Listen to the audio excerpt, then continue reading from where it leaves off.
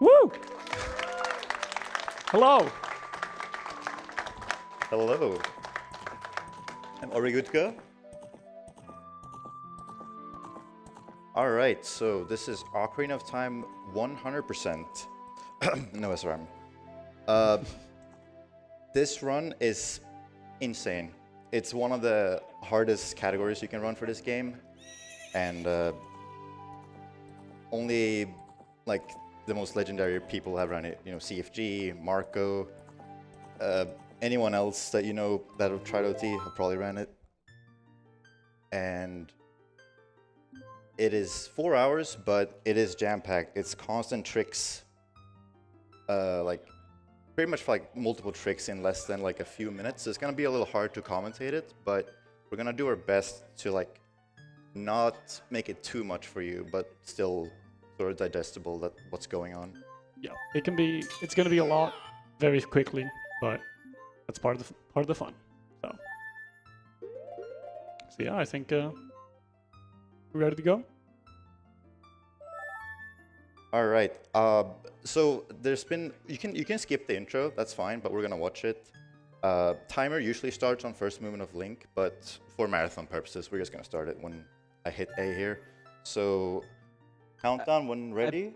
I believe you gentlemen actually have a file name. Is that right? A file name incentive? Oh, Do we? I don't think we do. I have a very bold notepad left on my screen here that says the Ocarina of Time file name is McNugget. oh, all right. McNugget. I hope we have enough characters for that. We'll All try. caps, or is it? The M and the N are capital, if that helps. That might fit. I'm hoping it does. Oh yeah, barely. Oh, there there we we go. Thank you very much, gentlemen. Good to double check. Right, good luck, gents. Have fun on your run. All right. Are we good on time? All right. 3, 2, 1, start. Woo!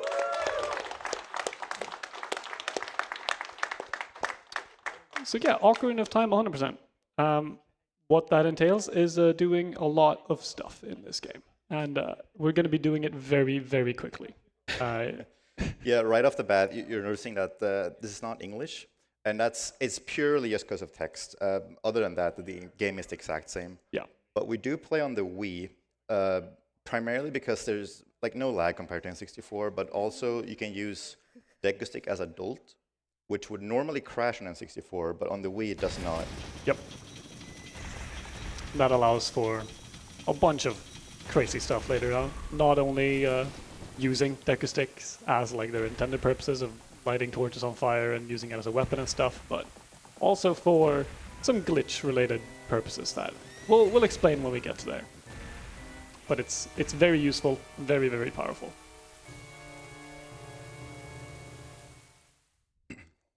Also worth noting that I've ran this category since December 2018. I was first place until like 3 days ago. Yeah, that like Shimon 3 took it days. back. Congrats to him. Hats off. I'll take it back after ESA. Yeah. Well, maybe now, who knows? Yeah, actually, let's just do it now. Yeah, let's just do it now. That'd be great.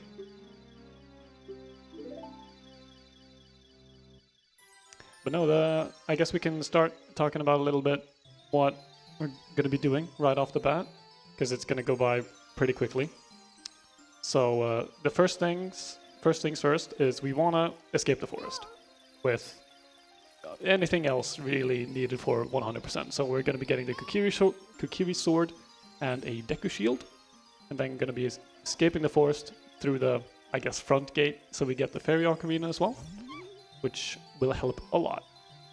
And yeah, that basically entails just doing the little sword maze, getting the sword, on the way picking up 40 rupees so we can buy the shield, and hopefully going to be some slick movement. Yeah, the whole category is basically divided into 6 segments. There's Child 1, Adult 1, Child 2, Adult 2, Child 3, Adult 3. And Child 1 is basically just, we want to get Bottle and Kakariko, because it's extremely broken in this game. We'll see later. And we want explosives, which we are gonna get from bottom of the well. And then we're just gonna rush to adult, essentially. Yeah. It's mainly setup and yeah, setting up to go fast later. You might be wondering why aren't you doing like a full clearing Deku Tree and all getting all the skulls and stuff while you're here as Child early on, but that's not as fast as you think you might think it is. Coming back later, either in Child 2 when you have more tools available, or as adult if there's something you can do as both child and adult, it's generally going to be much faster to do as adult. So as we're heading here towards Kokiri's sword, we're also gonna do some movement. Just grab some rupees. The shield is 40, so yeah, there are some invisible rupees here that are supposed to like reward you for following the tutorials on those signs, but I can't read Japanese. I don't know about you, Axel, but we just know that they're there. Oops. Gotta get the nerves out of the way first. Oh yeah. I think I'm gonna have to wait for that boulder. It might hit you. No, yeah. Yeah, there's this big boulder in this maze that's on a cycle as soon as you start loading it. But yeah. Usually if everything goes smoothly, you won't get hit by it, but sometimes if you miss like the first rupee there 1 or 2 times, it might hit it. Just playing it safe.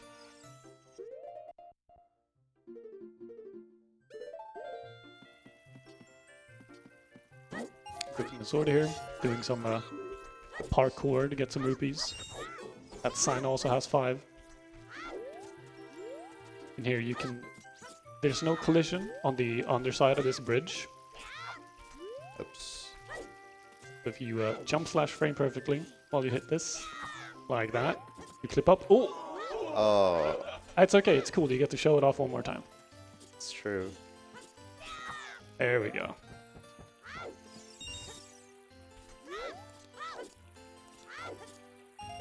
Another 5 there. And then there's 5 more rupees in the corner in the back of the shop here. So, and that's 40. We're gonna attempt a pretty complicated trick here called West Escape. I'm gonna let Nala take over for this part. Yeah, so ESS is a concept and word you will hear us say a lot. Essentially, okay, that's really good. That's really good. We can go into like how that works a bit. So ESS position, or extended super slide position, is a very precise spot that you can hold on the control stick. That's just barely out of the dead zone, but not as much where you'll actually move Link. And if you do that while standing still, Link will sort of like shuffle in place, turning either right or left, depending on where you ESS. And while in that state, your speed is quote-unquote like locked, kinda. So yeah, it's kind of just whatever speed you previously had. Yeah. It'll just maintain. Yeah. I believe it's like the minimum input that you can do on Link. Yeah. It's the minimum input you can possibly do right before like Link starts moving and stuff. We're gonna do it here right again. Also, we should probably mention the elephant in the room. Why we don't do Deku Tree right now? All the dungeons in this category we actually do as adults, because it's just so much faster. It's just faster. The child dungeons, the whole child dungeon system is built around Link is too short to jump and grab a ledge. And as adult, we can just kind of do that and we skip the whole dungeons. Being taller is very, very powerful in the child dungeons. Because you can just grab ledges that are entire puzzles, or like for the Dongo's Caverns example, like half the dungeon you can skip by just reaching up to a ledge. It's adult Link. So we'll be seeing the dungeons later on as adults. But yes, back to the ESS thing. If you pay attention here, Axel's going to slash this wall and hold ESS. And that's going to preserve the recoil of hitting that. So it doesn't look that impressive right now, but trust me, this is fast. Because this also skips talking to an owl that's right here. And we do not want to talk to that owl. Because he'll it's actually not because the owl is like slower to talk to, but it's because when talking to the owl, it freezes time of day. And we are currently technically on a cycle because we want to make it to Zelda's courtyard later. Yeah, it's actually really scary. Yeah. that might be the longest ESS or like PES, if you can even call it that.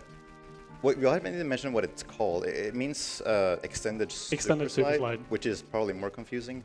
Yeah, so it's just ESS. It's the thing you hold to preserve speed. You'll see it here again, but that's again similar to what Axel did before with the West escaping the forest, is you keep the recoil speed from the wall, land in water, which keeps speed for a while. That's just how water works in this game. And if you leave the water while holding ESS, you'll still keep that higher preserved speed. Yeah, I mean, it's not like you can do it anywhere easily. It's just you basically have to go on land before Link resurfaces after entering the water. Yeah. And here's just typical Coco collecting for the bottle. Yep, I need 7 of these for the bottle, which is, as Axel mentioned earlier, is going to be incredibly useful. One of, if not the most broken item in the game.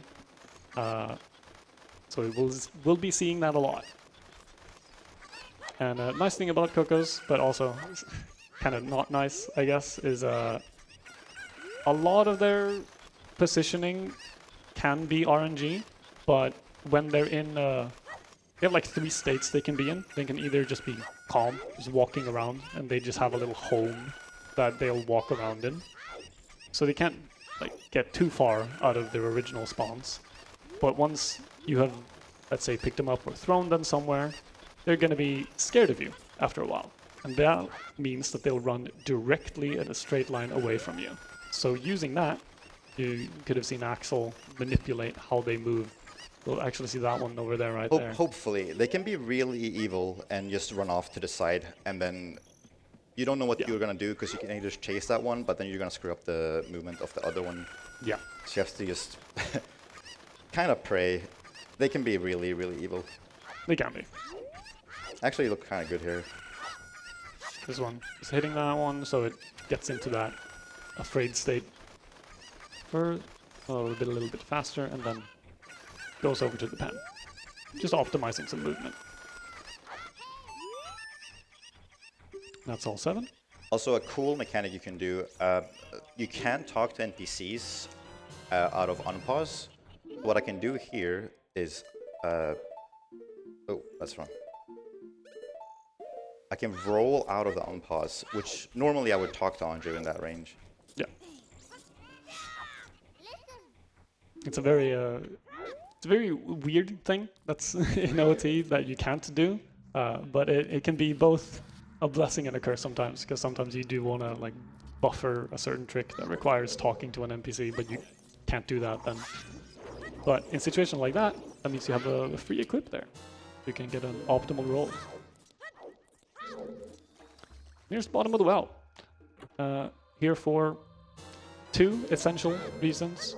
This is a bit more... Kind of on a super tight timer here, so I'm trying to focus, but this is going to be really tight. I'm going to try and save this. I have faith. So there's currently a huge enemy following Axel. You don't see it. Oh, I had way more time than I thought. That's fine. We just have to wait for the other cycle. Yeah. So that huge bubble, it's not a bubble, but it's called a bubble in the game, is on a loop around these, like this main path around here. And we will use that to do a little hover and then fall to the basement of bottom of the well without loading it properly. So we can do some cool shenanigans. And if you're like that, you... there we go. There we go. And that is done by getting Infinite Sword Glitch, or ISG, which just means that your sword is swinging every single frame, essentially. Oh, that was... that was a little weird. It's kind of like what we did to enter the well. We kind of skimmed over that, but basically Link doesn't interact with the water when he's in that state, either talking to Navi or just what we just did there with Ocarina. Yeah, Link gets put in a cutscene state, essentially, and while in that state, some collision and loading planes like don't work properly. So when we do a cutscene dive out of that hover with the Ocarina, the load plane that like tells the game to load the basement is completely deactivated, so we just fall straight through and have a bunch of unloaded rooms and weird collision that we can use to clip, I guess, back inbounds to the bombchu chest. And that's not that. Straightforward. This is the mini boss. Nothing to worry about. There's a clip coming up here.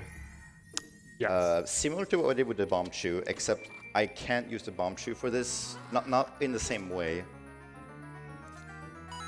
Yeah, so Child Link is, whenever Child Link grabs vines, he clips into them a little bit for 1 or 2 frames. And you can use that in combination with damage source to clip straight through them. Just making sure I get it.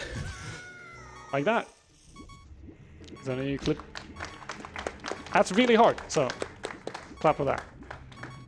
Then we clip back out of bounds in this out of bounds water, jump slash back inbounds to get ISG off this chest, because we want this chest anyway, because it's highly shield for 100%. You can do a hover off the skull and kill it.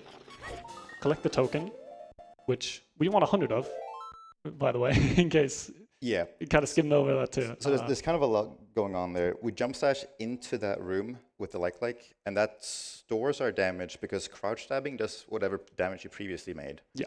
And since you crouch stab to get ISG, Infinite Sword Glitch, that retains your damage. So Yeah. that jump slash there just made me kill this gold sculpture as I hovered onto it. Did you mention how Infinite Sword Glitch It prevents you from falling, essentially, because if you ever play the game normally or something and you're on a ledge and you're just slashing your sword, nice. Oh, set up it.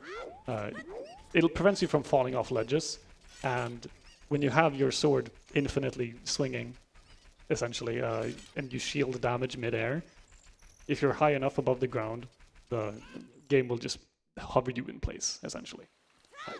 Yeah, too low to the ground, you'll just snap it down to the ground, but Yeah. there we go. All right. And here's hyperextended super slide, or a HES. It's using the same idea of just ESSing in general, of preserving very high speed. Nice. It's a little a scary. little sketchy, but we're in there. Also, taking that fall damage there is intentional. Yeah. A lot of pretty much the whole first hour of the run until Force Temple is health management, because a lot of the skips that we do for the cutscenes are just dying as we enter them. That's also why we don't grab many heart pieces at all in like the first hour. It's not until like Child 2 where we really start collecting them. And it's just faster because it takes a long time to damage down if we don't do that. Yeah, a lot of the cutscene skips that will be done in the run rely on dying as soon as you enter a cutscene or something similar. So if we started collecting like heart pieces and heart containers early on in the run, and damaging down will just bleed a bunch of time over the course of the run. So they are routed in to be picked up later in the run. That is the last time we speak to the owl. Hopefully. Hopefully. If everything goes right. Hopefully. Should be. Here's Sculptula 3 in a bit. Because also be getting bugs in a spot where you don't usually see them, aka the B button. Yeah, that's It has huge implications. yeah, it basically enables this whole route to begin with. Yes. Essentially what I do there on the tree, I drop an explosion, and then I pull out my bottle, and then I shield the explosion, and I press B to pull out my sword, but the explosion hits the shield, so it prevents Link from pulling it out. But the way the game handles bottles is, it'll just put whatever you swipe over the last input you made. And so since I still have bottle in my hand, because the explosion prevented my sword coming out, it thinks I pressed B for the bottle. Yeah. So when you can do something called a shield swipe, where if you have bottle in hand, which Axel set up earlier to have the bottle in hand, and you hold shield and that bottle button and release shield, it'll swing the bottle. So you can use that in combination of essentially tricking the game into thinking oh, I swung this bottle from the B button. So whenever you catch something doing that, it'll put that on the B button. And that means that when you catch or drop something on the B button, it starts writing that data in weird spots in memory. Because the game was never intended to have something other than very specific minigame items and swords on your B button. Thank you, Talon. Lovely sound. We have to wake up Talon here, only because we need to get him to Lon Lon so we can do the milk minigame later, or the cucko for the milk bottle. Yeah. Because this is 100%. We'll be getting everything. All the bottles, all the skulls, all the items, all the upgrades, all the dungeons, all the hearts. That was simply as a damage boost. Chew blows up, and I jump slash, and then explosion hits Link, just to get me onto the ledge. Skips pushing the boxes. Yeah. These guards, they're sometimes good at their job, but they need to see you for 2 frames to actually catch you. They can see you for 1 frame if you like side hop through them, but then that means if you side hop frame perfectly past them, like that. That was scary. Like that. That means, yeah, he wasn't on ground for more than 1 frame, so you're all good. All good. As Axel mentioned earlier, have been routing health this entire time and taking damage from very specific places and all that to end up at exactly half a heart here, because we'll be doing a death cutscene skip after this cutscene. Yeah, not only is it health management, it's also explosive management. Yeah. Rupees need to be 70 here for later, but I also can't just use choose wherever I feel like. I do use them, so it's basically perfect. So if I fail a trick, I have to either skip it or, reset, but Yeah. hopefully it doesn't come to that. Yeah, explosives are a very, very precious resource in this. So if you're like off by a full heart or something here, like, oh, well, I can use 2 bomb shoots to damage down. That will stop you from being able to do other stuff later in the run. Yeah, you have to either skip some upcoming trick and lose time to that, or... Sometimes it becomes impossible to continue yeah, at all. There's a few spots where we really need them, and some spots it's just saving time, like doing a hyper-extended super slide. Yeah. But other than managing that, there's also time of day management, and then we have to manage our magic, be cautious of that. We have to look at our arrow count for later. Yep. It's a lot of oddities, and the reason for that is because of the RBA glitch we did by the tree with the bottle. What that did was it looked on our C right slot where I had bottle, and when you catch bugs on your B button, it puts a bottle with bugs on bottle 3 in the inventory. So if you caught when I paused to do the equips, you saw I actually have 2 bottles now. Yep.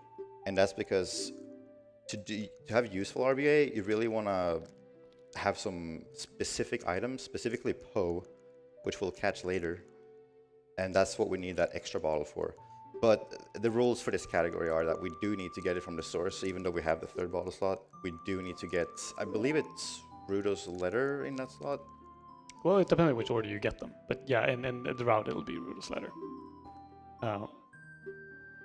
But yeah, like RBA is pretty complicated, and if you're feeling like you don't catch all of it, it's completely fine. It's a weird glitch. It's gonna come up multiple times, and I think each time, if we like add on to it what's going on, it'll be easier to pick it up. Essentially, but mainly used for like filling up our chew count, filling up our bomb count, and then setting up some really crazy stuff for later. Yeah. Well, we'll touch on that when we get there. Essentially, what's on your C right decides where you write something, and what you catch is what you write. So with empty bottle, it just writes another bottle in slot 3 in your inventory. There's the cutscene skip. Oh. Nice. Yeah, I sidestepped a little bit on the side hop, so I had to adjust. Nice. Also have to remember to, normally it is faster to press no to save and then continue. You can save half a second from that, but it's a marathon, so we're gonna play safe. Yeah, if when you do that, it's not only a chance to hit no save, no continue, but also if something were to happen later, like a crash or something, then not having saved would be bad. Yeah. But yeah, that's almost all of Child 1. Just one little thing remaining. Yeah, one little trick left, which is also one of the biggest tricks in like speedrunning across the board of all these N64 games. It's very big. It's huge. It's Door of Time skip, which just skips us having to do all the dungeons before going adult. Absolute classic of a glitch. Because there's this little gap in the door here. So if you do a backward side up, Went early by frame. which is after doing a down roll. Oh, you have a left down roll. Yeah, there. Oh. Hang on. Oh, I'm going a frame early. No, come on. It is frame perfect. It is hard. Oh my god, I'm worried I'm gonna go late, but wait.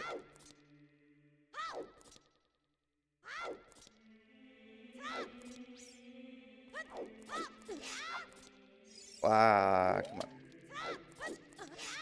There we go. There we go. Nice. In typical OT fashion, something you can do 100 times and get 99 times. The one time, it's a hard game. Yeah, it's basically the game is running at 20 frames per second, and so saying frame perfect is really just 1 in 20, but yeah, a lot of tricks are usually multiple frame perfects. Like that one was 2 frame perfects, both the backward side hop and then the jump slash timing. Yeah, because you need to angle the I saw Axel do a down roll, and you can cancel that by side hopping, but just holding straight down and pressing A on the first possible frame. You can do that, and that gets you like Link's side hops and backflips, and his movement in general is relative to camera. So holding down while Link is facing like 90 degrees to the side will become a weird angled side hop. You can do that to get a lot of momentum in one specific direction, clip out of bounds, and then jump slashing back inbounds is also frame perfect. So yeah, this is probably the only big cutscene left for the next until like the 3rd hour mark. yeah, So if there's any like donations, now would be the time for that. Perfect time, my friend. We have $10 from Average Greg, who says, Purple Burglar... God damn it. Why did I read this one first? ah, I just took from the top of the list, man. Come on. There's 4 hours of this. We have $44 from Nolan, who has no message, but does put that to the Grand Poo World Free Bowser DDR fight. Which I believe, my understanding is that there is actually a DDR fight in the game, but the incentive is for a actual DDR pad to be brought in and for him to do the level using his feet. Either that or he's going to be crawling on the floor, I don't know, it's not my run. We have $25 from Leo, who says, thanks to everyone involved for this amazing event. It has been a blast. Looking forward to more runs and good luck to all the runners. Let's unlock that Bowser DDR fight. You guys just let me know when I'm good to stop, yeah?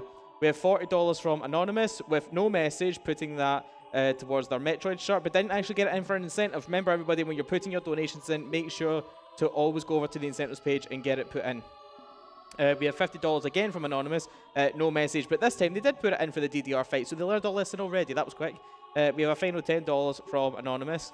That's 100 total from them, putting that in for the Grand Pooh Bear Bowser DDR fight and no message again.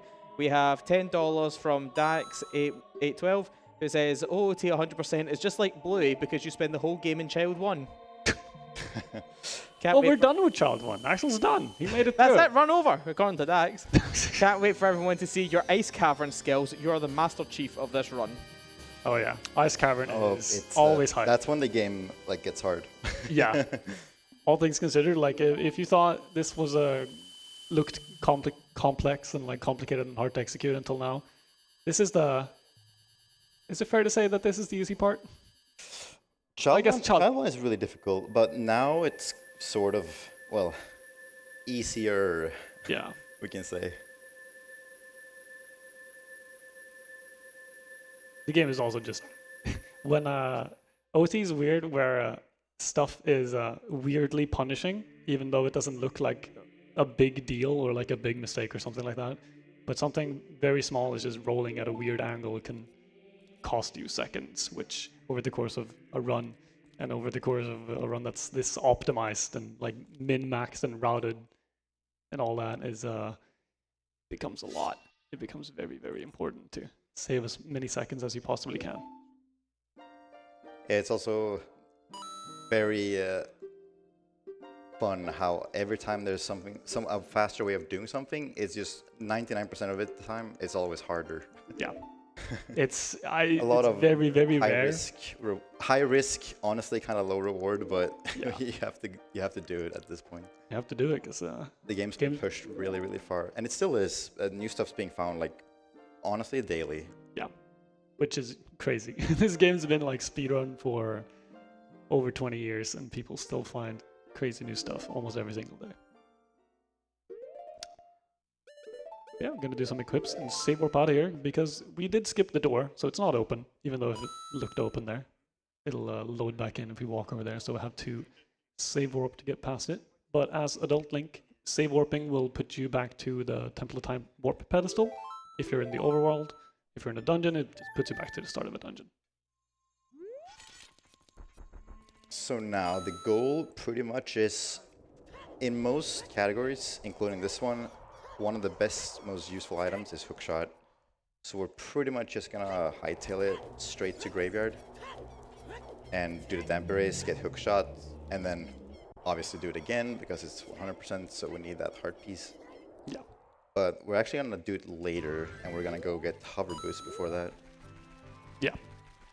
Again, for health reasons, because we want to be very optimal with when we take damage and how we take damage, and because collecting a heart piece refills all your health. Ooh, nice. That's sick. Yeah, Axel's making this look easy. Let me tell you, it is not. It is not easy. Yeah, those Hesses, I think it's like the hardest trick in the game, honestly. To be like really optimal and consistent at Hessing is really hard. Because you go flying backwards at very high speeds, and you can't really see where you're going. And the only way you can influence where you're going is changing ESS position, which again is this very tiny range. Yeah, you have to move your stick from left to right, but also not hit the dead zone where you don't go neutral, but also not go too far so Link starts to walk. Yeah. So you drop it immediately. And even just and doing that at optimal angles over the course of almost 4 hours and tens of times, it's very tough. So we're getting that Poe while getting into this low zone. That's a very sick little optimization there, because we do have an empty bottle. Well, now it's not empty, now it has a Poe in it. Yeah, the way you catch them is you kill them and then you talk to them. I don't know what the text says, but it's been so long since I played English. But is anyone able to read Japanese in the crowd here? Didn't anyone catch that? Because I didn't. But yeah, that Poe is going to be coming in very useful, because as Axel mentioned earlier, in regards to the RBA, or Reverse Bottle Adventure. We'll talk about Bottle Adventure too, don't worry, that's chapter 2. But Reverse Bottle Adventure is, again, something on your C right equip, catching something on a B bottle will right whatever you catch. 47, yes. Ooh, okay. That's nice. 47 is good. Yeah, 46 are doable. I don't cut the corners well enough to get it though. I've had it a few times, but 47 is usually as good as it gets. Yeah. I know for RBA, that Poe is going to be coming useful to print some more bomb shoes.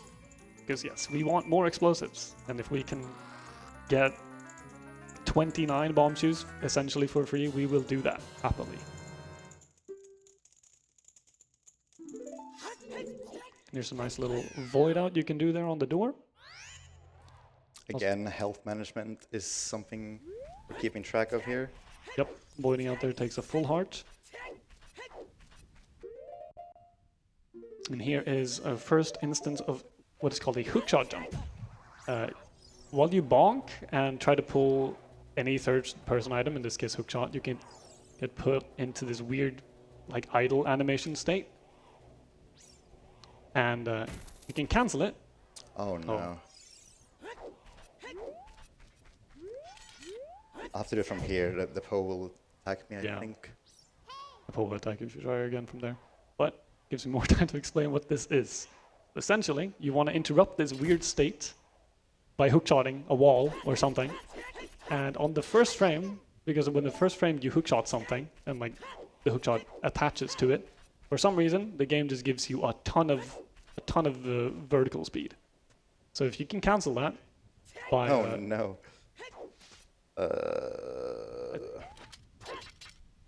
No. okay, well it's a cool trick, so we get to see it again. Oh, the That's okay. That's okay. that's fine. Yeah. I'll accept it. That's my punishment for messing up. But we get put into this weird state because you can see like Link's aiming the hookshot essentially for like 2 or 3 frames. So we hookshot the wall, it gets cancelled by that weird animation a frame later. So we get a bunch of speed. I actually need a Poe to come over here. Oh So you no. can, do you have Navi? No, I already used Navi. Okay. Oh, wait. Oh, Thank you. oh, you can reach from there? Okay. All right. Walking on this scene can be pretty scary because you have to essentially do with ISG, because again, ISG prevents you from falling off ledges. And down, if you don't don't look down, because it is just the global void plane, and it will be scary. But we do this Just gonna because make sure that's straight here. yeah, we want to do it from up here, because then we can just sign up over the load plane to get into shadow, so the door won't be there. So we can just walk on right in. And now we're in shadow very early.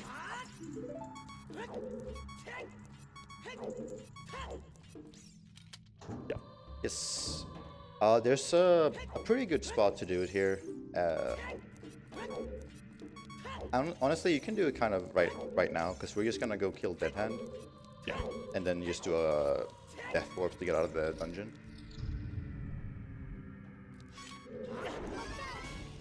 No problem. We have $25 from Sinfusion. It says, good luck from the Ice Cavern to Axel, from Lara Croft, the Master Chief, and the Pond. Don't worry, we'll be politely silent this time. What's the lore there? Well, usually we call it Spam Cavern instead of Ice Cavern, and so it's a lot of TTS messages that goes off. Ah, You're allowed to just spam whatever you want, really. this is why chat has been warning me to watch out for Ice Cavern then. Yeah. Wonderful. We have $10 from Drive for Has, who says, amazing cosplay, Franker Z, and putting that to the Bowser DDR fight. We have $40 from Breaker, who says, greeting and best wishes from Germany.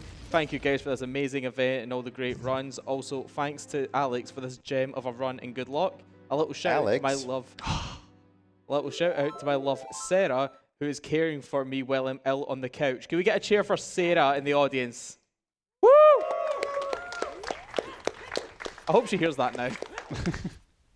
Yeah, so here's setting up bottle on B again, using bomb shoe. As adult, it can be a little bit more picky, because you essentially need a wall behind you to stop you from recoiling too far. But that, very clean, very smooth. And that, with Poe on C right, 29 bomb shoes, because Bugs has the item value of 29. Put that at the back of your mind. It's going to be relevant. More. Trust me.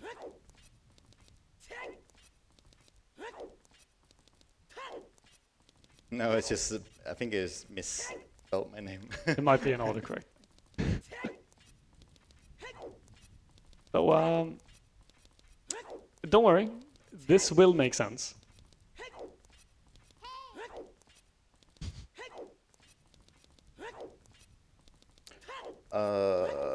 Is that right? I think that's...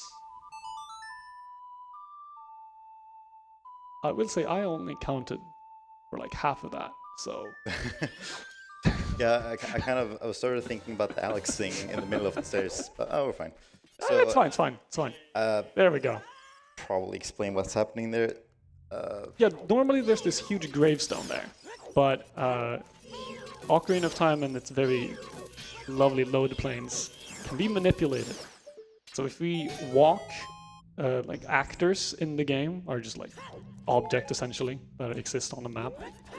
Typically deload and like reload when you leave certain load planes to save memory essentially, because it's already a miracle that this game can run on the N64.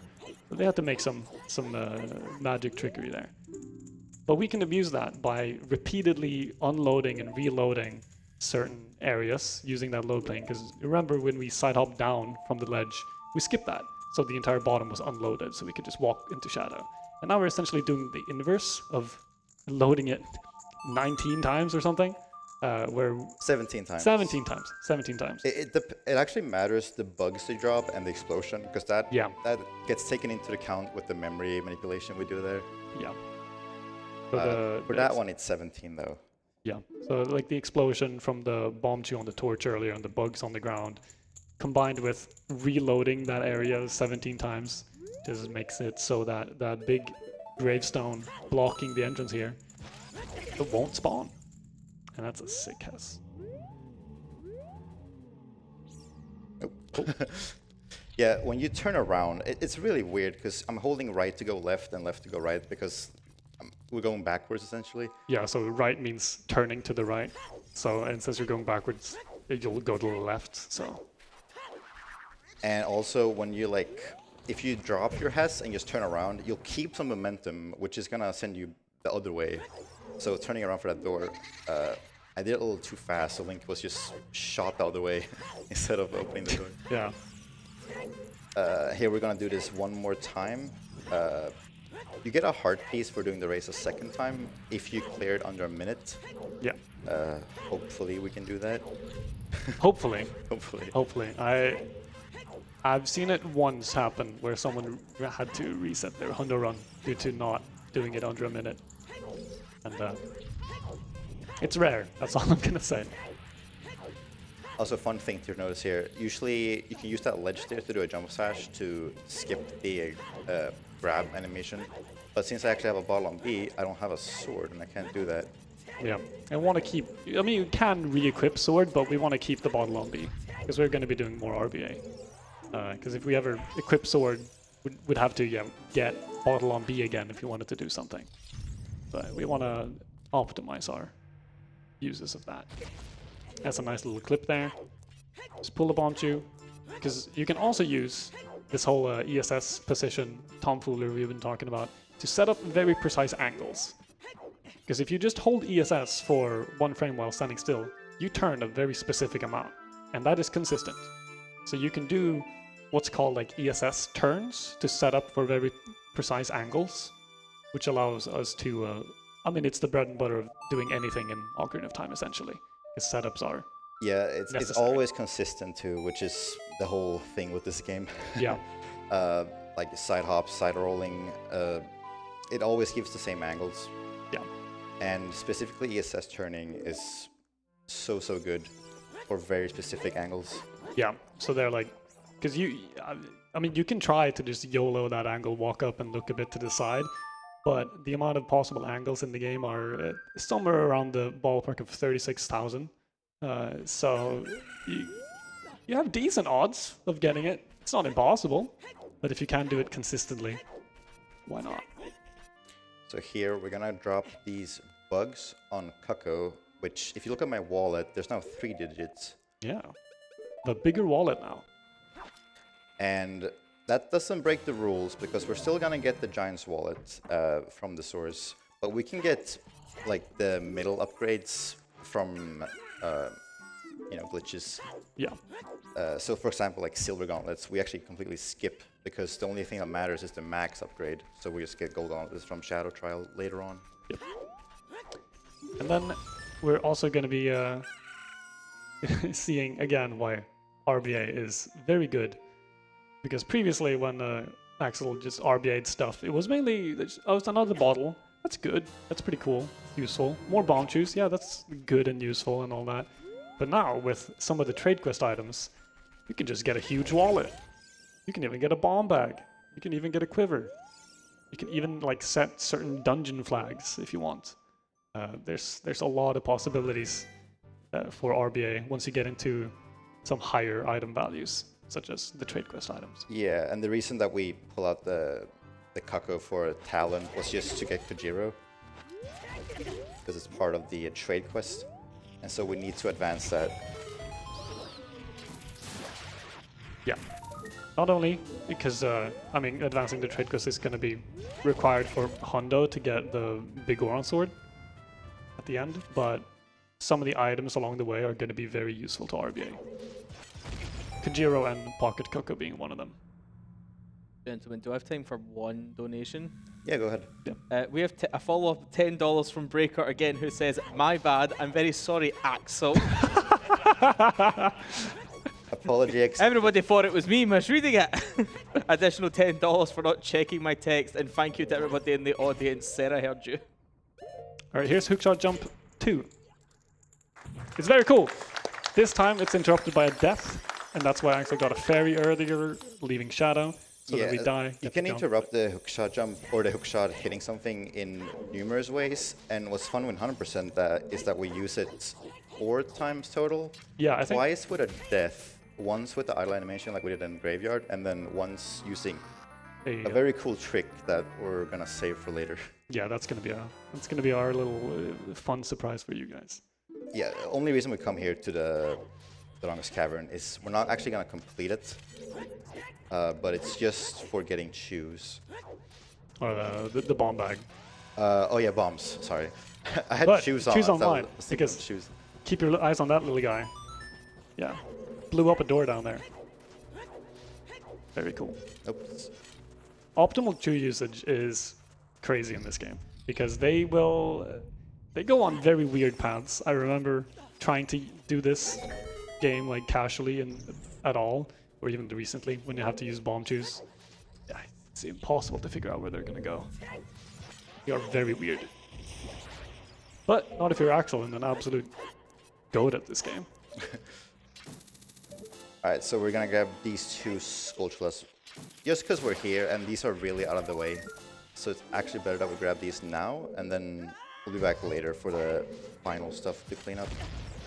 Yeah, it's going to be better to, you might not think it now, but when you see where we end up later in the run, you will also agree that it's better to do this in 2 trips. To do like the front half now and come back for the back half later.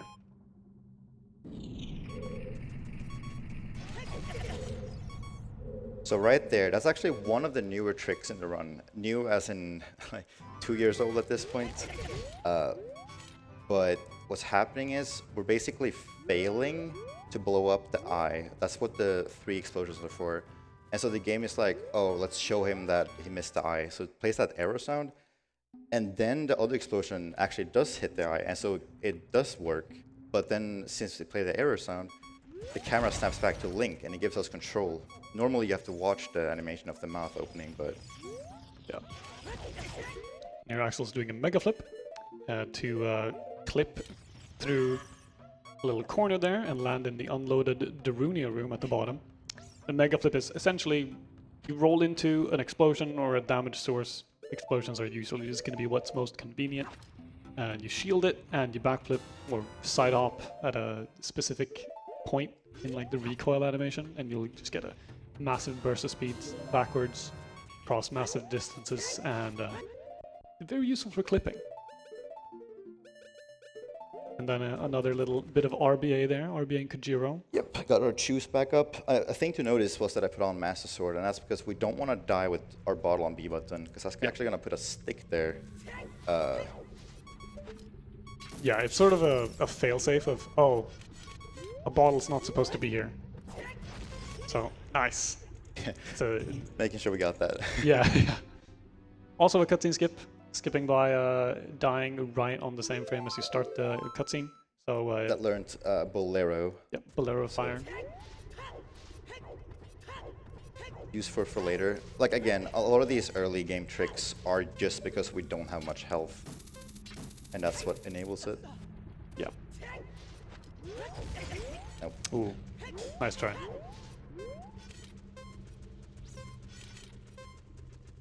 So that's, we have a little bit more setup to do.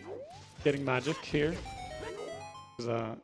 Just while you're here, because you do need to get magic before you can do any of the other Great Fairy rewards. Oh. Hey! Hey, playing songs fast is really hard, because it's like how the Ocarina, like, eats your input sometimes. It's very weird.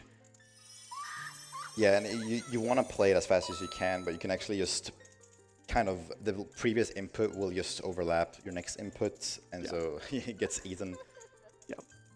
That's actually gonna be really stressful later because there's a mini game called Ocarina game where you can play that fast, but even the best runners will sometimes slip on a note or they'll overlap and like fat finger the wrong button. Yeah, because I mean you want to go as fast as possible. Right. But that minigame is if you go even like one frame too fast, it'll ruin your entire day. Or if there's songs that kind of similar to songs that are in the game, and then your muscle memory will kick in, and it's very scary. Even though it shouldn't be, and it's so unfair. Yeah. That's magic. Magic's super important. We have to get that before we start any other fairy fountain. Yeah. I mean, you can try to go and play the Zelda's Lullaby for other fairy fountains, but they'll just tell you, no, go talk to my sister at the top of the mountain. It just will not work. So we're kind of playing a Sun Song near Gossip Stone spawns a fairy, which is useful. Oops. Oh, that's an interesting counter. That skull you are supposed to need hammer for, but rocks have like weird squishy collision in this game, so you can kill the Skulltula with just a quick spin after getting magic, so you reach it, and then you can just kind of sort of backflip into it, and it reaches. And the hook shot is also good. It just reaches inside the rock. It's a very good item. Should be fine there on the time. Again, health management. Health management. Kind of the theme of the adult one. Yeah, because there's a lot of Skulltulas that only show up at nighttime. So time of day and health and explosives. It's all very important. Ooh, that's fine. Choose count is actually kind of precise, so I'm gonna just do that. Burst try backflip over. That never happens. No, there's also a lot of areas in the game that don't pass time of day. Like if you're in Lost Woods here, for example, time of day will be whatever it was when you entered. So a little mistake here is not gonna potentially skyrocket to missing other skulls.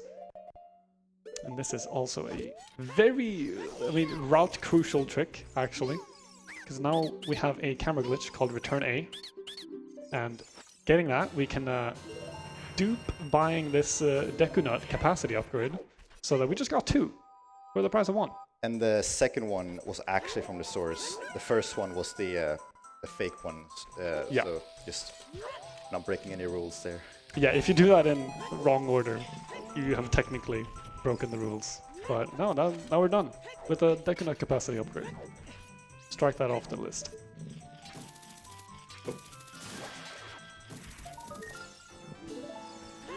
Also going to be getting Minion of Forest here in a bit by getting Ledge Cancel. No, it's down A. Down A. My bad. Down A, which makes your collision very weird. So with hover boots, you can just kind of walk up this slope, side up, out of bounds. The cutscene trigger for this song is huge. Yeah, it extends way out of bounds. So gonna hit it, void out, get the song, respawn back at the start, and keep going. So now we're half a heart, so as long as I don't mess this Hess up. Good. It's really scary, because you mess that up and then your run's just dead. Also, RBA earlier with Pocket Coco gave us a diving meter of 8. Yeah. So we can kind of dive there.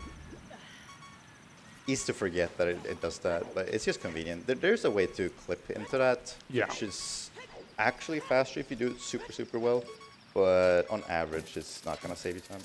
Yeah, Pocket Coco earlier. If you RBA with empty bottle, aka you just empty your bugs on your B button, it'll give you a big wallet and gold scale. And if you catch, you get big wallet and black gauntlets, which are a glitched type of strength that are just the same strength as gold gauntlets. But getting those will make it impossible to get gold gauntlets later. So here we die because we want to make it to Sora's Domain before it turns morning. And that's just because both in Sora's Domain and in Sora's Fountain, there are skulls, and they're only there at night. So if you miss the cycle, it's fine. We have Sun Song, but you do lose 10 seconds. Yeah, like if you miss a night cycle or something like that, can always play Sun Song to get it back, but it's obviously like time loss, but Axel made it. If you listen here, you can hear that. That's how you know you made it. Yeah. Or if you hear the cuckoo go off, that means it's morning. It's a nice little hess up these stairs. You're gonna be unfreezing King Zora, currently chilling there. Big block of red ice. But by reading that sign and then leaving his room, essentially, so he unloads, and then reloading. Oh, Oh, that's okay. can try it. I thought I went too fast there, but it's a pretty easy way to do this using a trade item. Because how this works is if there's text on screen, while you put King Zora into the load, like that, it sets the flag for King Zora to be unfrozen, which doesn't make any sense. I don't know how It's it works. really weird. People have asked, don't know how it works. We just kind of accept it. Yeah. It's also like any, as I said, like as long as there's any like pickup text or reading the sign, like you could do it by dropping and catching bugs in a bottle. You could do it by reading that sign. It's weird, but I'm not complaining. It's an easy way to get Sword Tunic. Coming up soon is Ice Cavern. Ice Cavern's cool. Yep, we're just gonna go to Furrower's Wind. Yeah. Oh. Can do a little hess here just to get over there fast. Our bomb count is kind of tight. Oh, as I say that.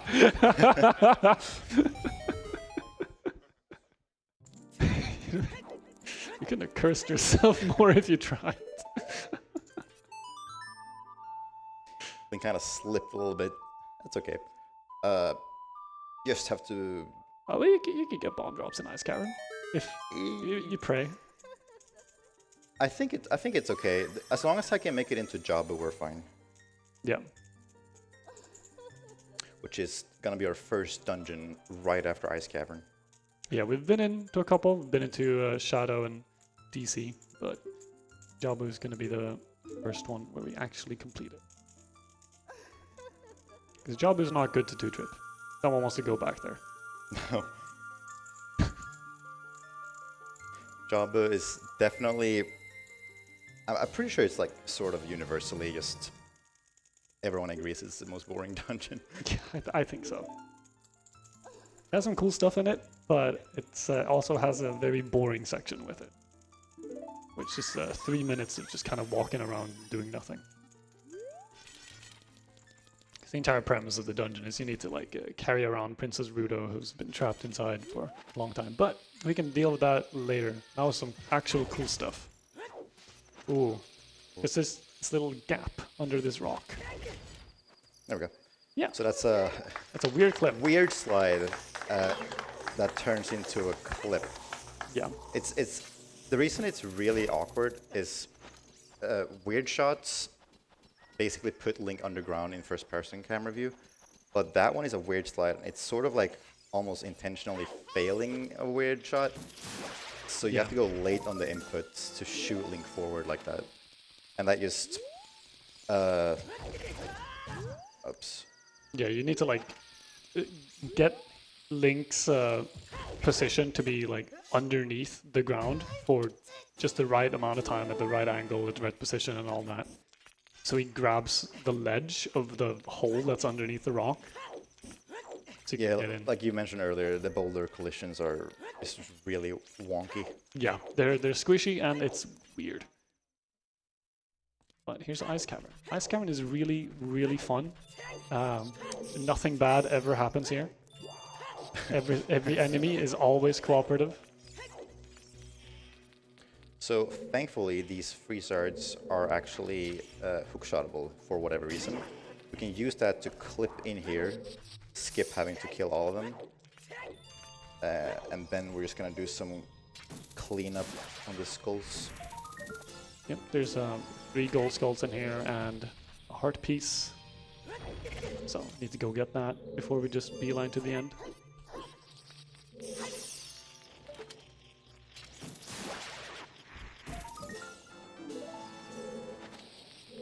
There's a nice little heart piece you can get by just...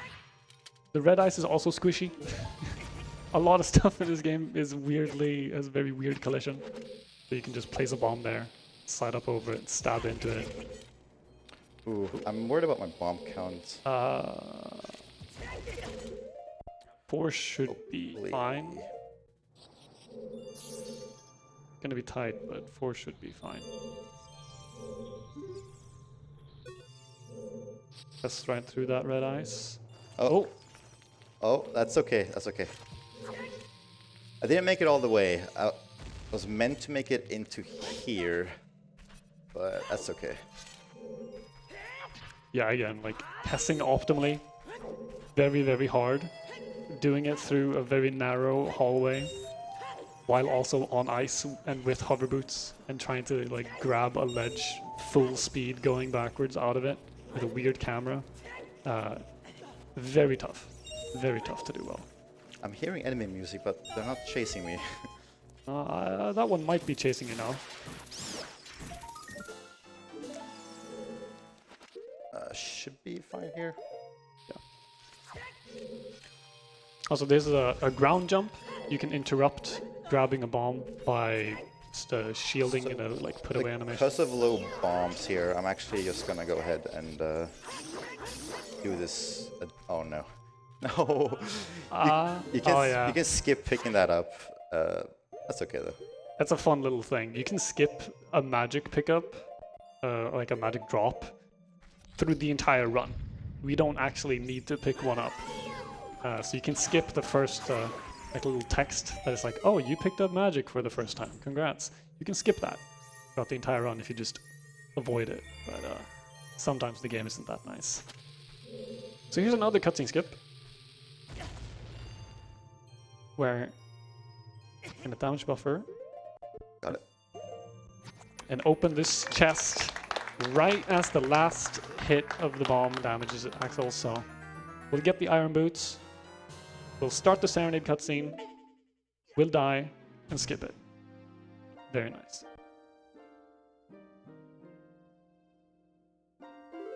So I have 1 bomb left. Hopefully I don't miss entering here, because I need to use that to clip into the ice here to enter Jabu. Yeah, you might have been confused earlier when we were talking about, oh, how Jabu is going to be our next dungeon, but Jabu's not there. It's just an ice block. But a funny little thing of how loading zones work in the overworld in this game is it's still there, even as adults. The loading zone to enter Jabu-Jabu is still there. So if we manage to clip into the block of ice and hit that loading zone, we will get taken into Jabu-Jabu's belly.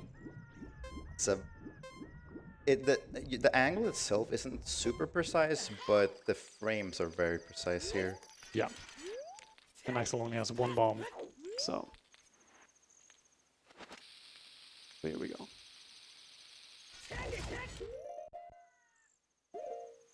Wants to start a mega sign up with hover boots. Equip Kokiri boots or irons on this specific frame, and then re-equip hover boots. Nice. And clips in.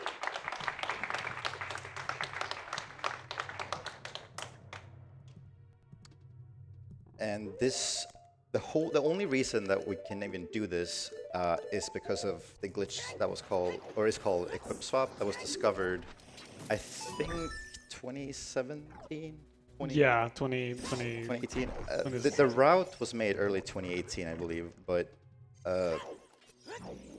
using Equip Swap, it lets you equip any item, any age. And so, to kill Baronade and finish Jabu, you need to have Boomerang. It's the only way to beat Baronade. Yeah. And so with that glitch, we can now use Boomerang as adults, which is great, because this dungeon is not nearly as fun as Link. Nope. It's not that fun as adult Link, and as young Link, it's even worse. 'Cause yeah, here's Princess Rudo. Need to carry her around, because to get the boomerang, because the switch that blocks or that unlocks the door where the boomerang is requires Rudo. It is for everything that is possible to skip in OOT and everything that's possible to glitch past. We still don't have a way past that switch needing Rudo. Oh. Oh. There we go. Is a nice little optimization where because you need to talk to Rudo twice here, but you need to wait a little bit in between you can do it. So you can talk the first time down here. Use that little movement chance you get to climb back up, talk again, And saving then those frames. carry her through the dungeon. There's a fair we need to get here for the upcoming trick at the end of Jabu, and it can be really trolly. Hopefully, Yeah, plays nice here. fairies are kind of weird in how they move because they will follow your height. So if you like go up like a floor or something, they will follow your height. But other than that, they're kind of just walking or like floating around in a 8-figure loop. Stingrays are also. Did I not get the pot? You might have hit the wrong pot.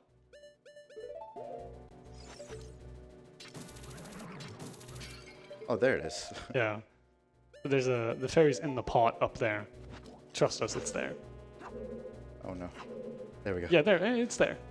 Yeah, the fairies will match whatever your Y coordinate is, so they will always go to Link's level, but then they can choose to just fly away if they feel like it. Yeah, if they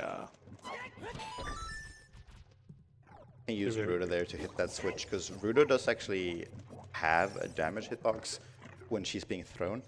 You can use that to actually hit enemies, and we're actually going to use that in the upcoming room here to kill a stingray. yeah, I think So the pay boomerang- attention to where I throw Rudo after entering the room coming up, the boomerang room. Yeah. Also, again, see Axel taking damage on purpose. You might be realizing that this is due to a death coming up that's very planned. You would be right. Very, it's a very convoluted series of events that's going to be happening, but it's worth it. So just backwalking is just faster, especially when you're carrying something. Yeah, because carrying means you can't roll, because pressing A now would just throw the Rudo. So any chance you get to backwalk is going to be good. There's a cool skip you can do there for the text if you land on the very, very corner. Yeah. Almost got it there, but it's okay. So here, I'm gonna use Rudo. Yep, so you see Rudo killed that stingray. 2 nuts to stun the others. Also, the C up, Oh, we have more yeah. chests. It's a little silly, but it does save a frame. Sometimes 10 frames. It's weird. If you, it's a weird thing to do with how cutscene timers work in OOT, where if you are in first-person view while this big chest is spawning animation's happening, that cutscene timer to just decide if Link can move again or not will go at different speeds depending on if you're in first person or not. Oh. My favorite one is the hover boots chest in Shadow. You can save up to 10 frames just by going into first person view. Very silly. No. You can skip getting a box or Rudo for the switch. That's okay. Just need to hold up and A on the same frame, and then frame perfectly open the door. Oh yeah, I mean, if I say we clap for everything because almost everything is frame perfect in this game. it's tight. There's a nice little clip that you can do. I think it's Fine. There's a thing I try to do there where I get that angle from just lining it up early, but I don't think, I'm not sure if it was gonna work, so I went for the safer method. so yeah. Also, we're gonna, during this fight, I'm gonna intentionally be running into Baronade, and that's for two reasons. One, to damage down, but also it just makes Baronade pop out of the ground faster. So the Baronade can be a very hard fight if it doesn't go according to plan. But if it goes smoothly, it goes very, very, very fast. It's phase done, already done with. It's also very important where Link stands when Baronade gets killed.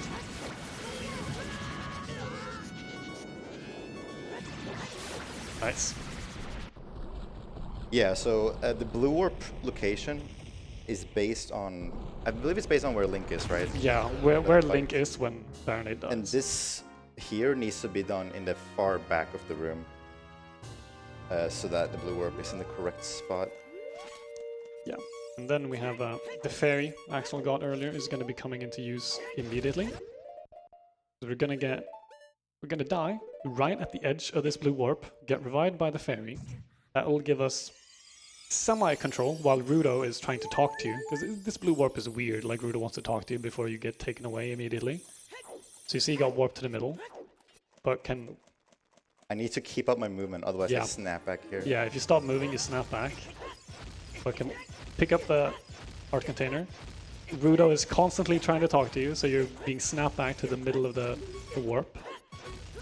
Can die again while Rudo starts talking to you. So you can see the little text box is starting to pop up there. Get revived again.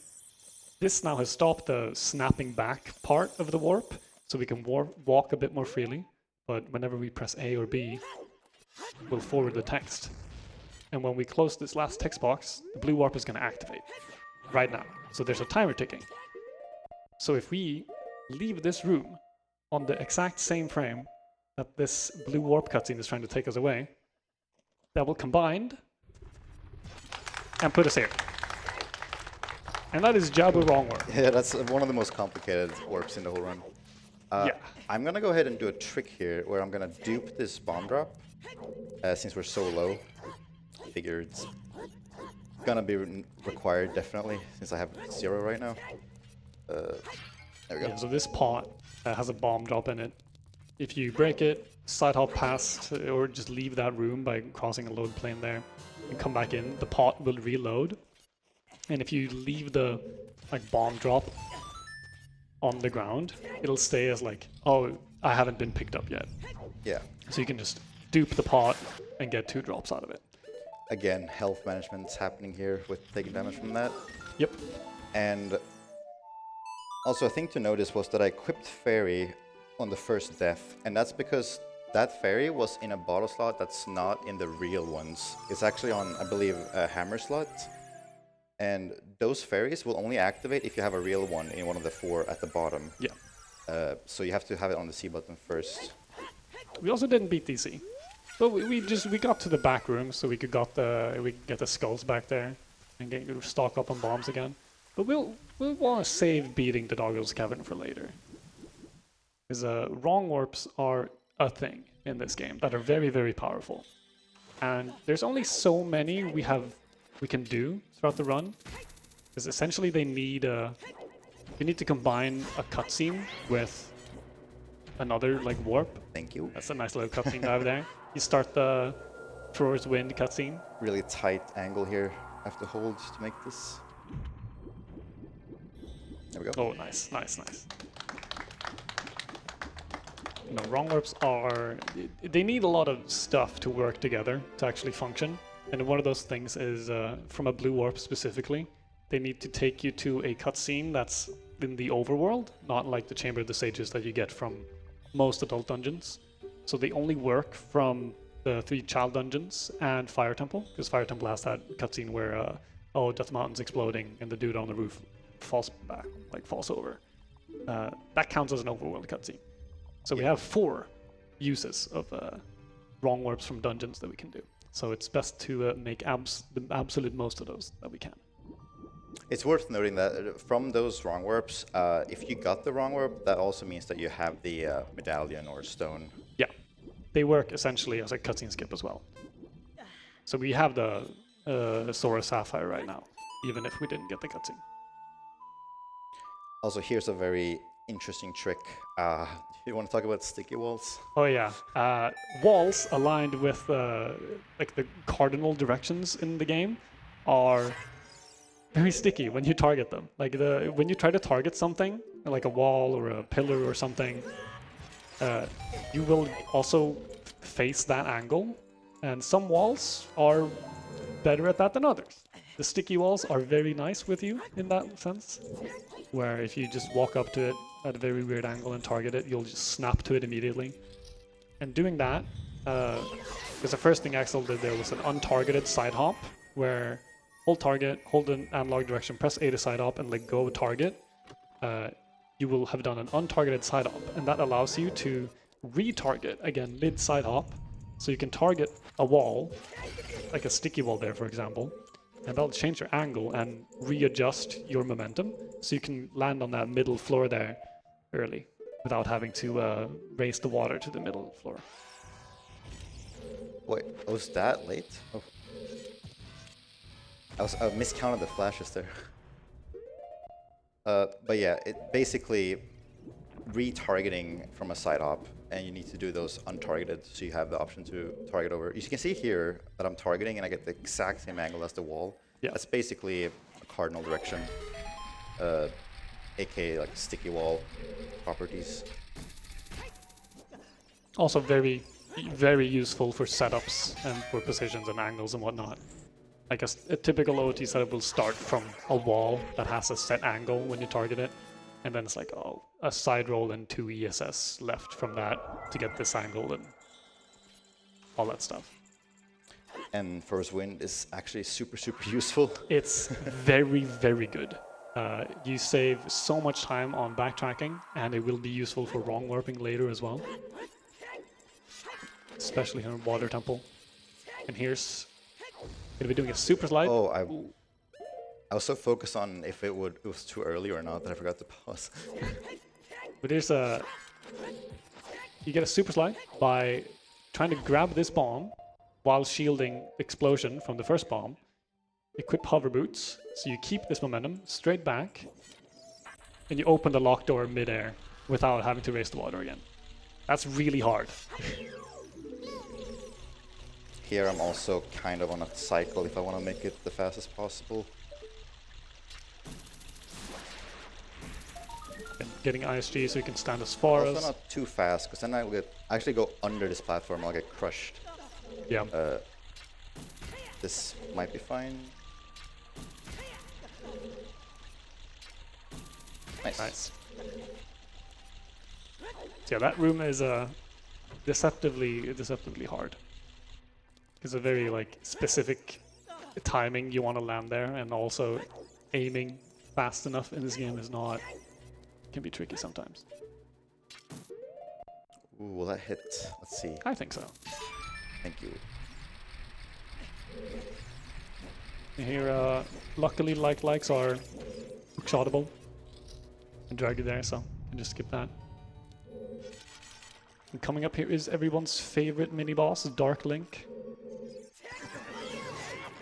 You're not going to be seeing him for very long, though. Oh, yeah. That's it. So, nuts are very good if you know how to use them. Specifically for Dark Link, you have to throw them on... you throw them to the left, so that basically it's wherever Dark Link's shield is, from your perspective. Yeah, nuts are very, very good. They will stun, like, essentially every enemy in the game, and it's a huge area of effect. And this is also worth pointing out, entrance point glitch, where you can, if you stab and equip hover boots on a specific recoil frame, you will like halt Link's recoil, and that will allow you to still be able to open the door while going away from it, and then clip back through by hookshotting the bottom of that door. So the game thinks we're in the other room, because we have like set the entrance by opening the door and all that stuff. So we can just walk right through, because we clipped through, and it has unloaded the actors in that room, aka like the Song of Time block that blocks you there. Yeah, you might have noticed the long shot chest wasn't actually there when I was looking into that room. Yeah. So you can just clip right through there, skipping Song of Time Because we don't have that. We clip through a door to get here. And here's our weird shots. I'm not even gonna try to explain how they work. But ooh, Try not to run out of bombs here. there we go. Essentially what you're doing when you're doing a weird shot is you're displacing Link's like first-person view while pulling. Ooh, I'm letting go of shield too early, I think. Oh, that Was angle. that yeah, that was a rifle.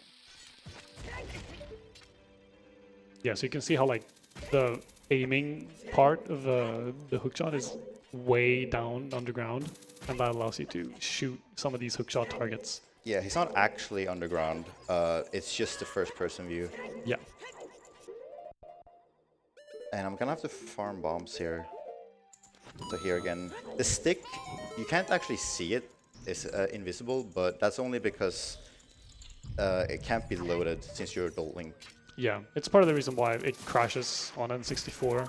Yeah, it's a rendering issue. Yeah, because it doesn't render. Because VC, or it just kind of goes, oh, this isn't supposed to happen. Oh well, I'll just skip rendering it and let you play the game still. While the N64 is repeatedly trying to rendering it, and then it just crashes. Oh, That was a that was a very- very mean camera flip on me. So there's just one more sculpture we're gonna get here. Yeah. Luckily, long shot reaches very far, so you can just kind of skip all of these back rooms. There we go. And that's it for water, for now. We will be coming back. But We'll be back. Specifically because later on we'll have a setup where we have first wind on our B button, and that will, it's basically gonna be a dungeon rush. yeah. Just to skip the cutscenes from the blue orbs because they're really long. Yeah, Forest Wind on B is going to be a thing for almost half the run, I think.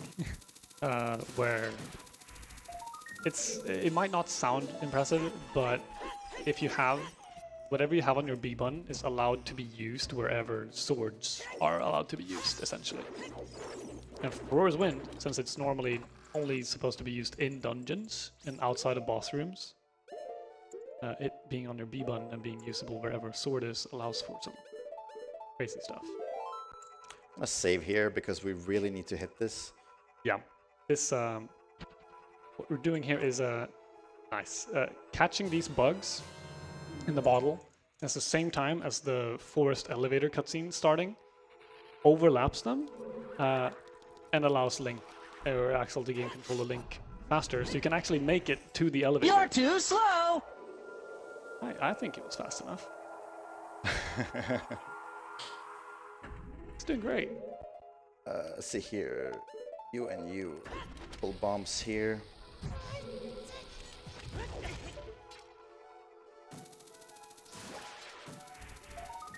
Another On bridge. donations. Right now is Yeah. a good time. Bang on, lads. We have a big $100 donation from Miri who says, good luck, Axel, smiley face, getting their Metroid shirt and putting that towards the Bowser DDR fight. And I'm just going to take this opportunity to run through these. We have $40 from K-Pora who says, Axel, so great to see you at ESA. All the pond are behind you. Best of luck in the run. I hope Dampe is kind to you. Was he kind to you? We haven't been to him yet. He's coming up. Fair enough. He was okay in the grave, but we'll see how nice he is. We have $25 from Erif who says, fantastic commentary so far.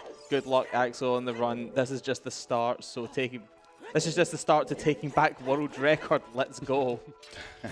Are you grinding that once you get home? Probably fairly fair. soon. We have $10 from ASL Phoenix who says, good luck, Axel. And damn, I see you rocking that fit today. You look like a real baddie. Which is ironic given that you're in Link's outfit. Is Ganondorf right that? We have $10 from Dax again, and it says, oh my god guys, this speedrun is just like the One Piece. Axel is like the Straw Hats because he's adventuring through the game really fast, and the dungeons are like the Grand Line. He doesn't get to be Luffy though. I'm always Luffy. It's my sleepover, so I'm Luffy. So right here, this is very complicated. What's gonna happen here? We're gonna do that entrance point glitch that we did outside Longshot Room. Yeah. To get to the second floor, and also get the boat chest. Yeah. Gonna be stacking 3 bombs collision on top of each other. So stab on the door, equip hover boots here to interrupt your recoil. So you can open the door. The 3 bombs will push you inside this wall, which allows us to do another hookshot jump off the chest in the middle.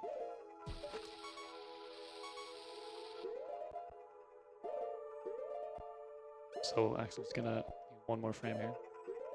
Come on. Oh no. Thank you. There we go. Hookshot the frame. Force Temple is notoriously laggy, so that's really scary. That's part 1. That's part 1. This is not done yet. Because the door still hasn't closed, so our entrance is still not updated. Very closed. So now the entrance to this room is set higher up. Because the door, like closing, only checks for you to go far away on the x-axis. It doesn't actually care about your height. And the Stalfos on the second floor here at the bow room only cares about you entering the room from high enough. Yeah, it checks your Y value. Otherwise, you could just re-enter the bottom floor and it would just start the second fight. Yeah. But the devs made it so that it checks Link's Y value when the room is loaded. Yeah. Since both floors are loaded at the same time. It's a giant room, essentially. Yeah. So set up entrance point glitch, do a hookshot jump without breaking entrance point glitch. Move away from the door, so Link's entrance is set on the second floor, all the way up there. Void out again to do a mega flip in that corner to reload the room. And then that means we skip like half of Forest Temple. That's the bow. Yeah, and also, if you're noticing here, there's no animation on opening this bow chest. And that's because RBA and Kojiro actually put a glitched quiver. And so the game's already checked that flag for playing that animation. You're gonna see here, I actually have to grab those arrows, because I actually had 0. Yeah.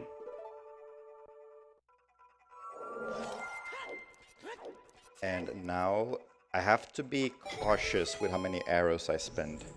I need to end the Phantom Ganon fight coming up with 13, because 13 is the value for his wind, and that will make a lot more sense in like an hour and a half. Yeah. If you remember, I'm sorry for bringing up RBA again, but it's gonna happen. Well, this is Bottle Adventure. Yeah, but if you remember with RBA, it writes whatever you catch on your B button to where your C right is pointing. So like bugs would be 29. BA is the opposite. So it'll write something on your B button depending on whatever value it is writing from. And that works in, I believe Bottle Adventure was discovered first, right? Yes, it was discovered first, which is why it's named. Yeah, it's a translation misunderstanding, I believe. Yeah, yeah. But basically, it's gonna check when going back and forth in time between Child Link and Adult Link what's on our C right slot, and then it's gonna look at, okay, put this value. Yeah, whatever that's pointing to. It makes more sense when it happens than like, trying to explain it beforehand. Yeah, all you need to know is that it's very, very important that Axel has a very precise amount of arrows. Also going to be doing RBA mid-boss fight here. No sweat. Because we want to stock up on bomb chews and might as well have some downtime here, right? Downtime. Nice, okay. It's a little scary. Also, we set up ISG before the fight, because now I don't have a sword. Yeah. ISG is typically useful in boss fights, because yeah, if your sword is swinging every frame, you can do some crazy stuff. So you'll see that on phase 2 here, where Phantom Ganon is jumping out. Get reflected, and stunned again, and killed. Nice. That's good. That's very clean.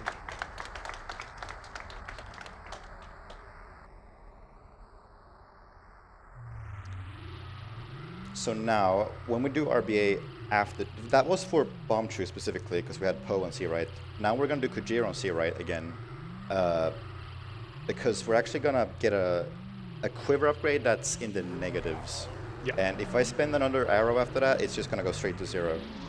So I need to make sure that it's 13 before I do that. Yeah, because if you do this and then set your quiver to be negative, and then realize, oh, I have 14 arrows, I need to spend one, the game will register, oh, he shouldn't actually be able to hold this many arrows, and just set it to 0.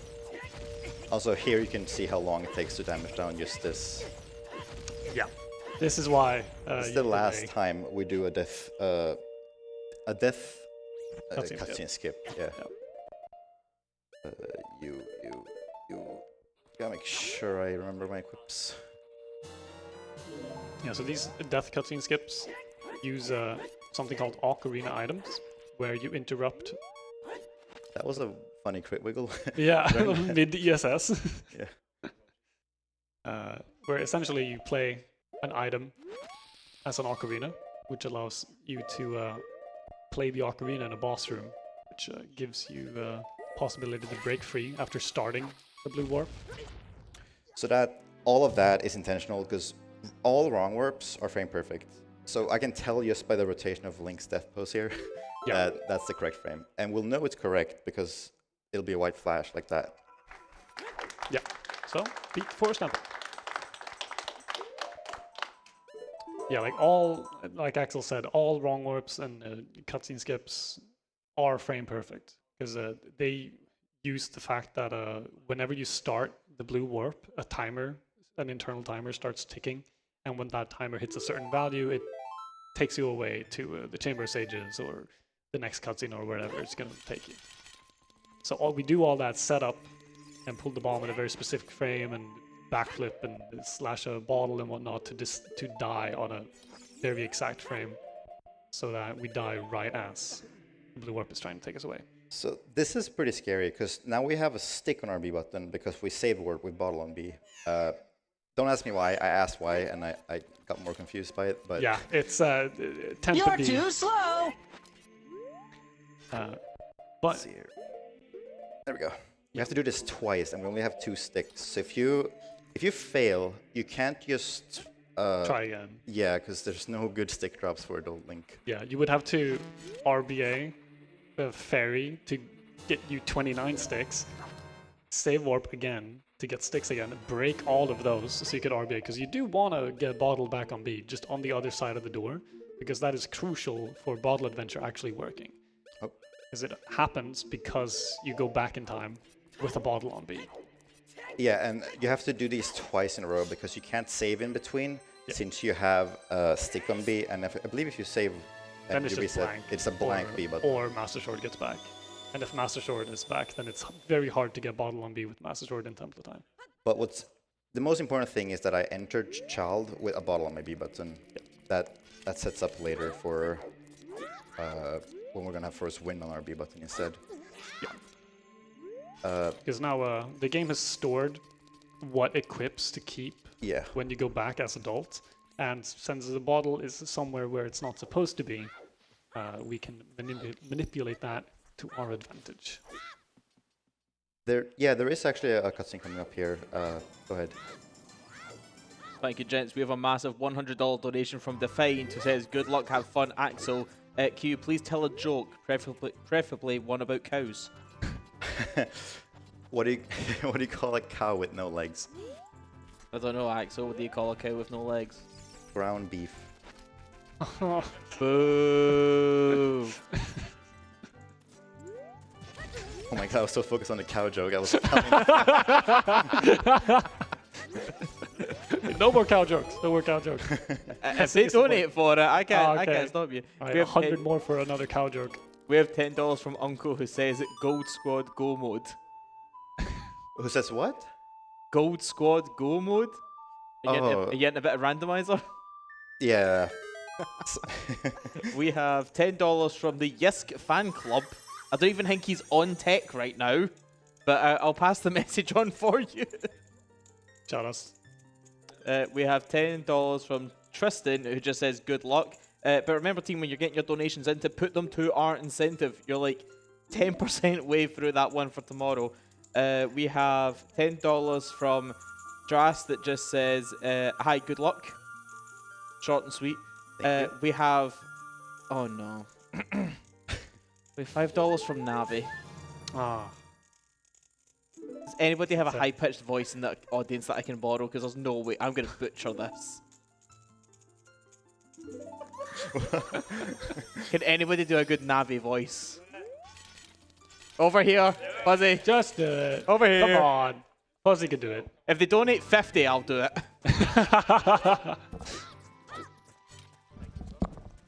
Hey, listen! Watch out! Oh my god. Right, you need to stay in the room now for this run, because if they pay another $5, you're up. Oh yeah, here's a little seam walk here. Walls in this game are very weird, and when they converge at a acute angle like that, you can walk on the seam. Just due to how collision works in this game. It's very precise, but Well, scary. with some setups, it's possible. If we fall there, the guards are gonna catch us immediately. Yeah. And we only have to go here, because this is the only Song of Storms grotto with a gold scotia. Yep. It's a nice little strat there where you just hold left, send a bomb to, have a perfect angle to just throw the boomerang and leave immediately. And just hess back, get caught because we want to leave here as soon as possible now. A lot of hessing in Child 2. Yeah. And luckily, guards are a bomb chew explosive. I don't know where I was going with that. So you can start a hess and target, but it's very specific how it's how it's done. Because if the camera, it's based on the camera. If it like lines up, because the camera will follow whatever you target. Yeah. And you'll usually always lose your hess, even if you're holding ESS.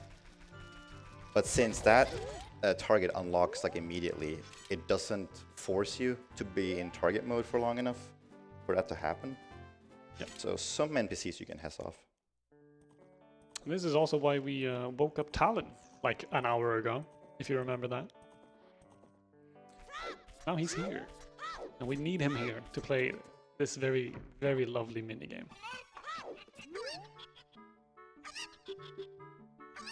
I'm gonna take my time here and just see if I can do a 3 out of 3. Because there's a trick. I'll teach you a trick here how you can tell which ones are the real ones. Yep. It's very neat. So if you pay attention to how they're sort of using their peck nose on the ground, they'll actually go slightly deeper than the rest. Yep. So this one right here, you could tell. Can we see here? I believe it's this one. Okay. Yeah. There it is. It's hard if you're doing that fast. Sometimes it's better to just pick them up, because that one I couldn't really tell when it was turned away from me. It's weird. They have like a deeper pecs. I didn't know that for any years. Oh, I don't.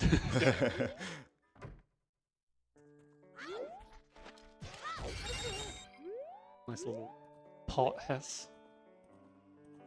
But luckily, there's a lot of stuff that just immediately explode bomb chews upon contact, so you can do that to very consistently start hesses. Here's one of my childhood traumas. I only got a pwn on some playthroughs because I couldn't read what the game was saying, but you actually have to talk to her 3 times before pulling out Ocarina. Yep. You only spoke to her twice and pulled out Ocarina and were confused as a child. That's why. It's very, very stupid.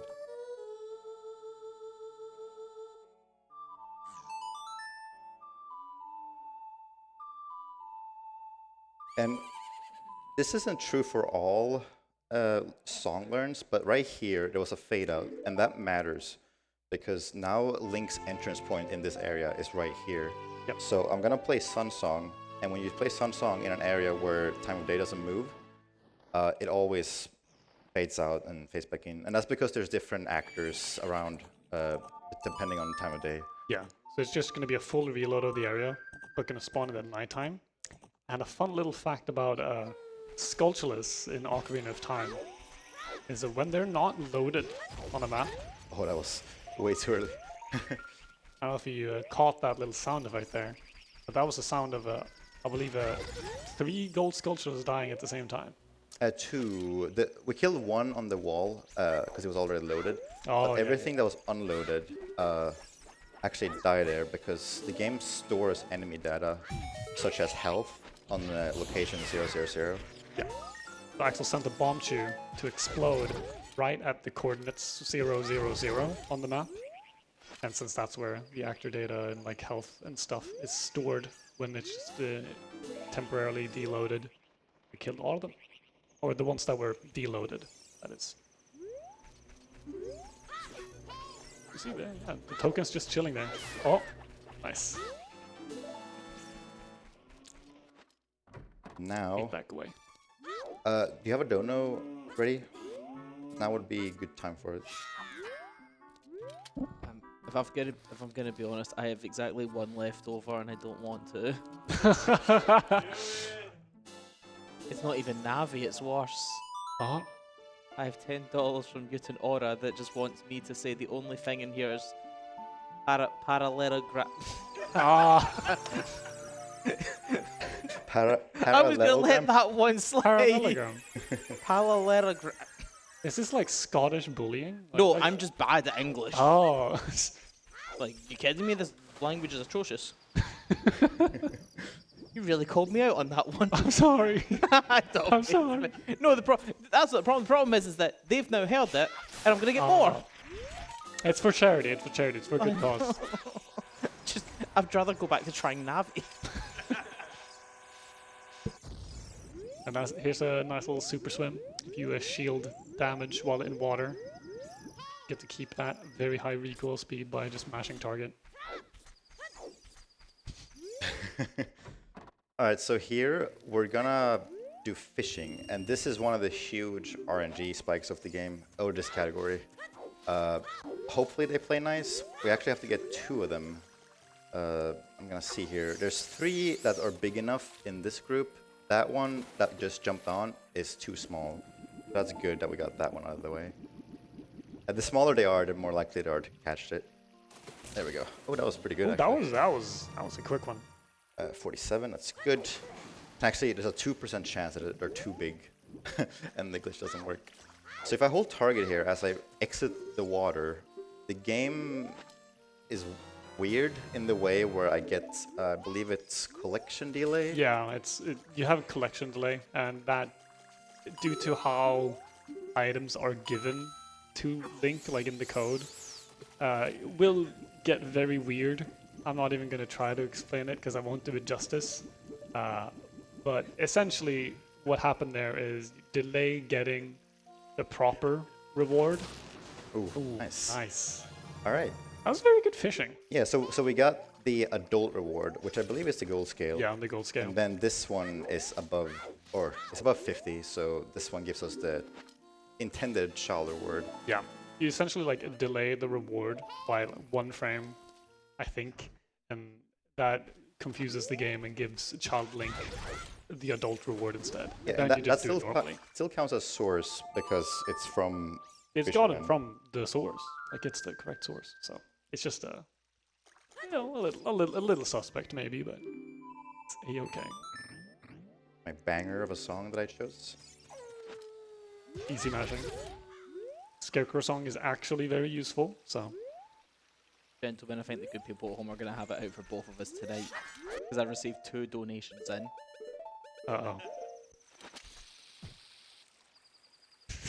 I'm just gonna, we're doing some RBA here to refill our bomb tree count. Nice. Nice.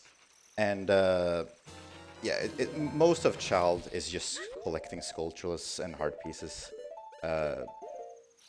Soul patches, we try. Ooh, they were really slow there. Yeah, that bomb was they- meant to kill it, but that's fine. We just do that. You can do a cool thing here where you grab both tokens on the same frame, and that just skips one of the text boxes. Yep. Another little super swim preserving the mega. Sort of on a tight-ish timer here since I played Sunsong at Scarecrow. As long as we make it into Sora's domain here before morning, we're fine. And that's only because of Sora's fountain. Has to be nighttime there. Yeah. Again, some skulls are only on the map at nighttime, so important to get there at the right time. Also, if I press B button anytime now throughout Child 2, the run kind of dies immediately. Yeah, I'll end up deleting whatever's on C right. So I have to be a little... yeah, RBA might just seem like there's a miracle glitch that just gives you a lot of wonderful things, and there's no downside to it whatsoever. But it can be very risky, because if you it just writes a set like value into parts of your inventory.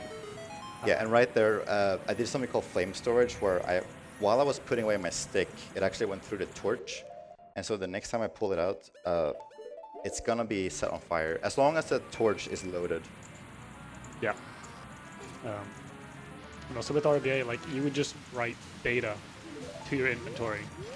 And sometimes that means deleting stuff, because if you just happen to write, you're just writing ones and zeros, right? So if you happen to write a 0 over an item you already have, you can just delete items permanently. Uh-oh.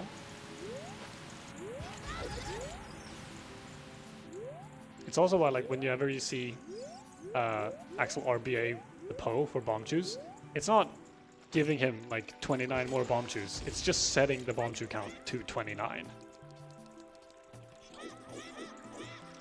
No. Oh. My biggest fear happened. So this trick is called... ledge cancel?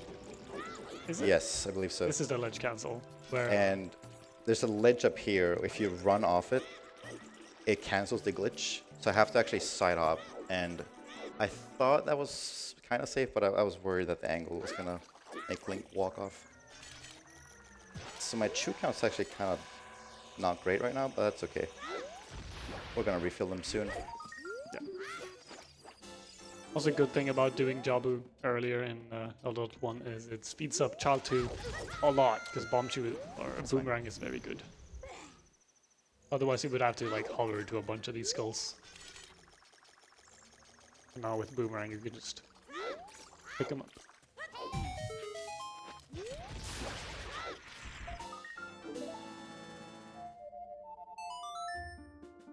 Yeah, but that's all the skulls in all the Sora areas. Sora, yeah. Sora Fountain. We'll be back for Sora's River in Yeah. Child 3, specifically to save until we have all songs for the frog song minigame. Yeah. And here, we have to drop bugs again, and so I have to actually put something else on C right. And here I'm going to put milk. If you look at my bomb on C left right now, it goes to 20, because that's the value of a bottle, and then 29, because now I have bugs. Yeah. There's just a great visualization of what happens when you catch on something in your B bottle. Like, because it becomes empty bottle, that's value 20. Milk points to bombs. He catches, that's bugs in B, that's value 29, so it's now 29 bombs. Here is a decently precise hover, because young Link can't use hookshot. So to get out of here, I think I could have done that unbuffered, but playing it safe. yeah, Yeah, it's actually, those hovers are different than, well, your average Ocarina of Time hover. Oops. Sorry for I just love wearing Stick Guys headphones there. Beyond the Rocks. It's just such a, oh, it's such a lovely sound. Yeah, but they're called twisted shoe hovers because we're facing a direction that's just above when Link starts sidewalking or sidestepping, and you drop the shoe, and then on the next frame before Link's feet like goes back into like neutral stationary, you hold down and you backflip, and instead of Link doing a normal backflip, he actually does a diagonal one in the complete opposite direction of where you were holding. That's why you have to hold the farthest to the left, so he doesn't sidestep but still is kind of angled. Yeah. Because you want to stay within the range of the explosion. Otherwise, Link will just backflip too fast away from it. Because explosions in OT actually expand frame by frame. Contrary to Imager's Mask, where they're instant on one frame. Yeah. So you need to place them in very specific ways, so you actually get hit, or your shield gets hit by it while you're backflipping or side hopping. Otherwise, you just fall. But that's double magic. Gonna be doing some more cleanup here. Yeah, just some standard cleanup. That's mostly all that child sections are. It's just a lot of lottery stuff. Yeah. And mini games and cleanup. You know, like sculptures and heart pieces and some mini games. Nice. Nice.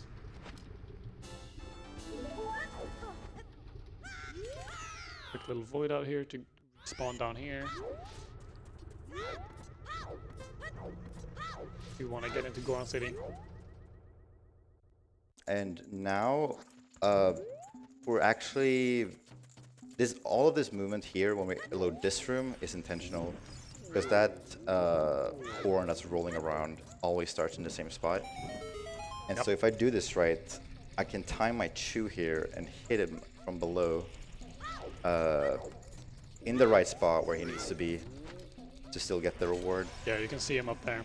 So that's you. Sounds good. And if we see up before this cutscene starts, it gives us control of Link way sooner. So the game wants you to hit this rolling Goron in this tunnel thing area. You can kind of hit him just outside. Yeah, he's not too picky on this side. On the other side, he's a bit picky. But that's the 40 bomb back. Biggest one we're gonna get. Another piece of heart. Sick Hess. I love this one because it's so heavy on angle changes. Especially like once you hit in here, because you can. There's a bunch of rocks here, but with enough speed, you can slide right through them. I was thinking I should probably get the chest here for Dampe. Oh yeah, this one. Yeah.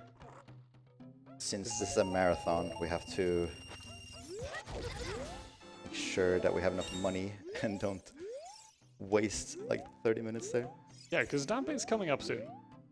And if you are not aware of what that entails, it is a lovely little mini game that is required because it gives you a piece of heart, which you need for 100%, where Dampe will dig at a spot, and it's a 10% chance. Yep. To have a piece of heart. And I mean, ideally, you hit that 10% first try. Ideally. Yeah, when you speedrun this, you'll start to feel that sometimes it feels like 10% is huge and it's no biggie, and then other times it's the saddest thing ever. Yeah. So, kind of, that was really good. It just turned morning here, and that's because of the cycle that we set up in Lake Hylia. Here's a glitch called Ocarina items, where basically the same we did after Hover Boost in Adult 1, but just using a chew instead. Yeah. Just have bottle in your hand, and you backflip or side up, or you then get into an ESS shuffle and you interrupt a bottle press with something else. It'll just play the default animation, which is Link playing on Ocarina. So you can do that there to just save and equip. So here, the gate's already open, but we still need to show the letter to this guard because that initiates the mask quest and opens the mask shop. Yep. And I have a thing here where I'm gonna do a fun challenge with Dampe. If it's within 3 tries, I'll donate $150 to the charity. And if it's up to 5 tries, I'll up that to, or if it's within a first try, I'll do 200. And I think the viewers should join in on some fun first try Dampe incentive. Yeah. So if Dampe's mean, he's just mean. So I also want to see Axel donate to charity. If we get into like because you can do a quote-unquote safe Dampe, but it's not really safe. It only prevents it from being less bad than 15th dig. But I realized that I actually loses Navi, which I use for entering the well after the graveyard. Yeah, because there's a quote-unquote like guaranteed way to at least get the heart piece. where if you dig at every spot in the graveyard and you don't get it by the last one, that last one will be guaranteed heart piece. I don't know if that was 3 or 4. Oh, it's fine. It's fine. Yeah. Here it is. Dig number 1. Come on, Dempy.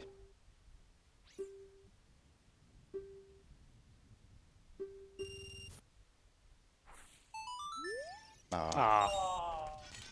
Okay. Second try is still pretty good. Here, I have to make sure I have you and you. Fill up my shoes. Yeah, like dropping bugs for the soil patch gold here while also RBAing. You very rarely in OOT do stuff just for one thing, because you can usually overlap like an item drop or an equip to do more than one thing. And that just reaches the art piece in a box up there that's intended to be grabbed after having planted like a magic beam in there and going adult, but you can just throw around, get it. Now we're just waiting for Dempy. Yep. Come on, Dempy. Alright. 2. Oh. So for green rupee, there's 40% chance of those happening. 30 for blue, 20 red, and 10 for the heart piece. Yep. It is a big, big run killer in 100%. 3. Red rupee. He just wants you to keep gambling. I don't know if I should hope that it's better than 4th or wait. Yeah, because what Axel mentioned earlier with losing Navi, you see Navi is currently trying to talk to Axel, which... Oh, no. Oh, he stops! I think that's... Yeah, that's not... Yeah. Alright, 4? Ah.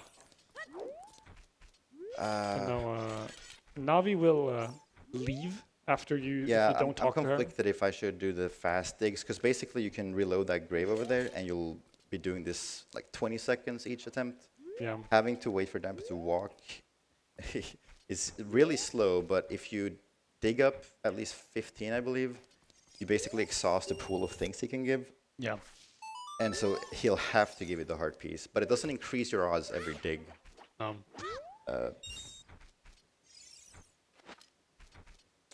I think we should just do the lap, probably. Yeah.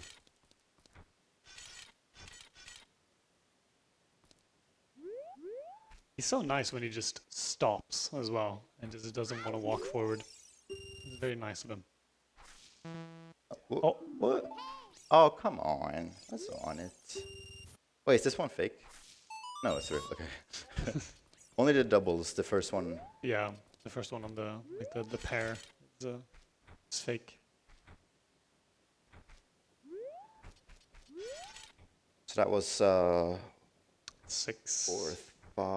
Isn't that 5th? 5th try? Oh yeah, 5th. So 6 now, I think. Oh. Oh my god, damn it. Come on. Come on, guy. We don't have all day.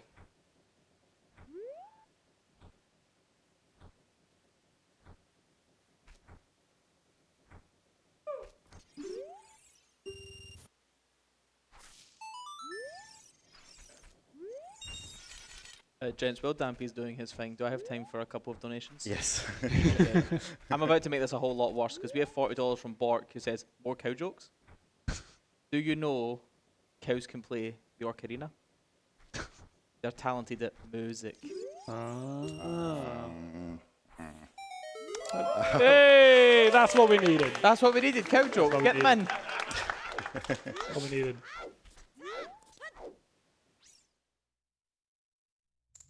Alright, and here's another Yeah, piece just a of heart here. piece here for playing Sun Song. Yeah. Also gonna put our sword back on there. Yep.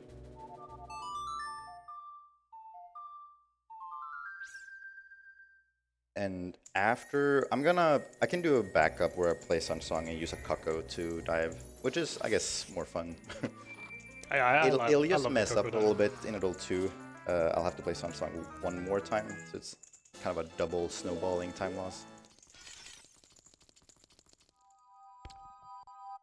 but as soon as we've done cleanup in CAG and then picked up 2 Skulltulas in the well, which is why we grabbed those 2 keys at the start of the run, that's when the real run starts. Yeah. It's like 50 minutes or an hour-ish of just pretty much the hardest tricks back to back to back, because it's essentially just a dungeon rush. The dungeon rush with a lot of very precise tricks and precise movement, and just trying to go as fast as possible, obviously, during all of it. Just compounds the difficulty, so... Yeah. Now imagine doing this after you get a first try damp bed, which is already rare. You have the nerves, and now's the hardest part of the run. Yep. All of this was just it's just been warm up. We're also gonna not speak to that last guy in the corner, mainly because we don't like him, but also he would downgrade our, I believe, wallet. Yeah, it's wallet. Because you're technically supposed to get both of the wallet upgrades from the Gold Sculptural House for rewards.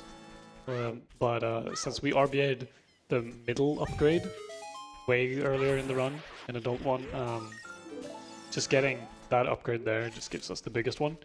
But if we talk to the other guy to get the other wallet upgrade, it'll actually downgrade, and that would invalidate the 100% run because we don't have the highest upgrade of something. Yeah, now here's a Sun Song to just reload the area and make sure the chickens are out again, so we can use them to do a little cocoa dive to bottom of the well. We got to see Navi dive earlier, now we get to see the old bread and butter. Oh no. Yeah, grab that. I think I can still get him, maybe. It's risky. Yeah. Oh. I'll reload the area. Yep. So that's, I don't know which. I mean, that's technically what we want to happen. It's just we want that to happen right as Axel's going to backflip into the well, because that's going to make sure that that cutscene of the chickens getting very angry play as Link is like standing or falling into water. And if you remember way earlier in the run when we did some cutscene diving and Navi diving, that essentially like stops some collision from working properly, and that's the case for this water here. So gonna backflip, start the cutscene, Link's not chilling at the bottom of the well. At the bottom of the well. To enter the bottom of the well. To enter the bottom of the well, yes.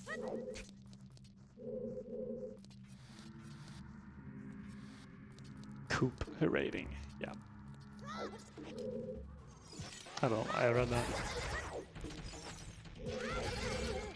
Oh, Let's try. sorry, they need to pay for those memes. Hmm? We have a $25 anonymous donation with no message putting that to the DDR fight and for Grand Prix World Free. We also have a $10 donation from CD who says, yeah, Zelda, woo! He's very excited about that. There are 2 other donations here, but I hope that the gameplay just goes on forever so I don't need to read them. I can tell one of them, I've spotted you in the front row. I worked you out. Both? Okay. This is Why do you do this to me? It's okay, I'm sure they won't mind not being shouted out. So that's the end of Child 2. Yep. And if you remember, you picked up Rudo's letter, which is a very, very, very important item, not only for 100% reasons, but if you remember when we beat Forest Temple way back, we talked about how it was very important to have 13 arrows. And that is indeed very, very, very important. Because for RBA and BA purposes, the item Rudo's letter points towards your arrow ammo. So when we're going to go back adult with, remember, it went back in time with Bottle on B, going back adult with Rudo's letter on C right, that points to arrow count. We had 13. And 13 is the value for Forest Wind. Yeah, so it's going to put item value 13 on B, which is Forest Wind. And that's what makes this section very, very like scary for marathon reasons, because there's no, if we like mess up a wrong warp or we try and safety save, it doesn't matter, because no matter, we're gonna get a stick on our B button Yeah, safety saving is no longer a thing that you can do. And dying will also essentially do the same thing. Where the game will see like, oh, you shouldn't have this thing on your B button. Default it to value 1, which is just stick. And I believe I should do Sun Song right now. I think that's the best. Yeah, I think so. But yeah, as we touched on earlier as well, having Forwards Wind on B is very, very useful because anything on your B button, nice little jump slash clip in the water. But having Forwards Wind on your B button is very, very useful because it allows you to use it wherever you could normally use a sword, which is essentially anywhere. And Forwards Wind being an item that takes you somewhere whenever you want, being able to use it whenever you want, as you might. I got it under control. It's Yeah, everything's under control. Everything's fine. I wasn't worried for a second. I'm just explaining Forwards Wind, having a good old day. I'm doing the easy part.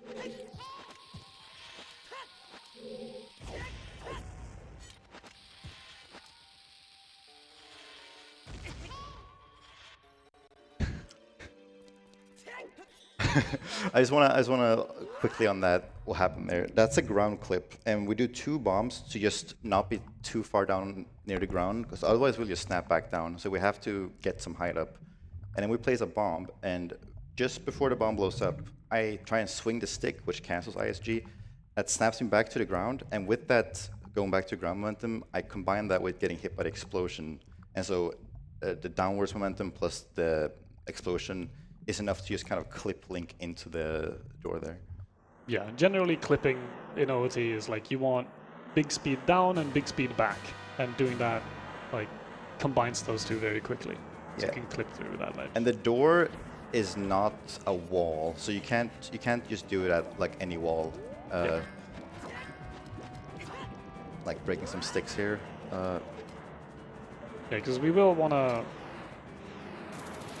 use up some sticks for reasons, as will become apparent. You can trap Morph in the corner there and just essentially stun lock. So, and then after this, you're gonna see why just having Forwards Wind is essentially Prio 1 or Setup in Adult 2, because it just speeds up every cutscene skip. Normally, this is part of a dungeon, but you can't actually use Forwards Wind here. Yeah, you can in typically boss rooms.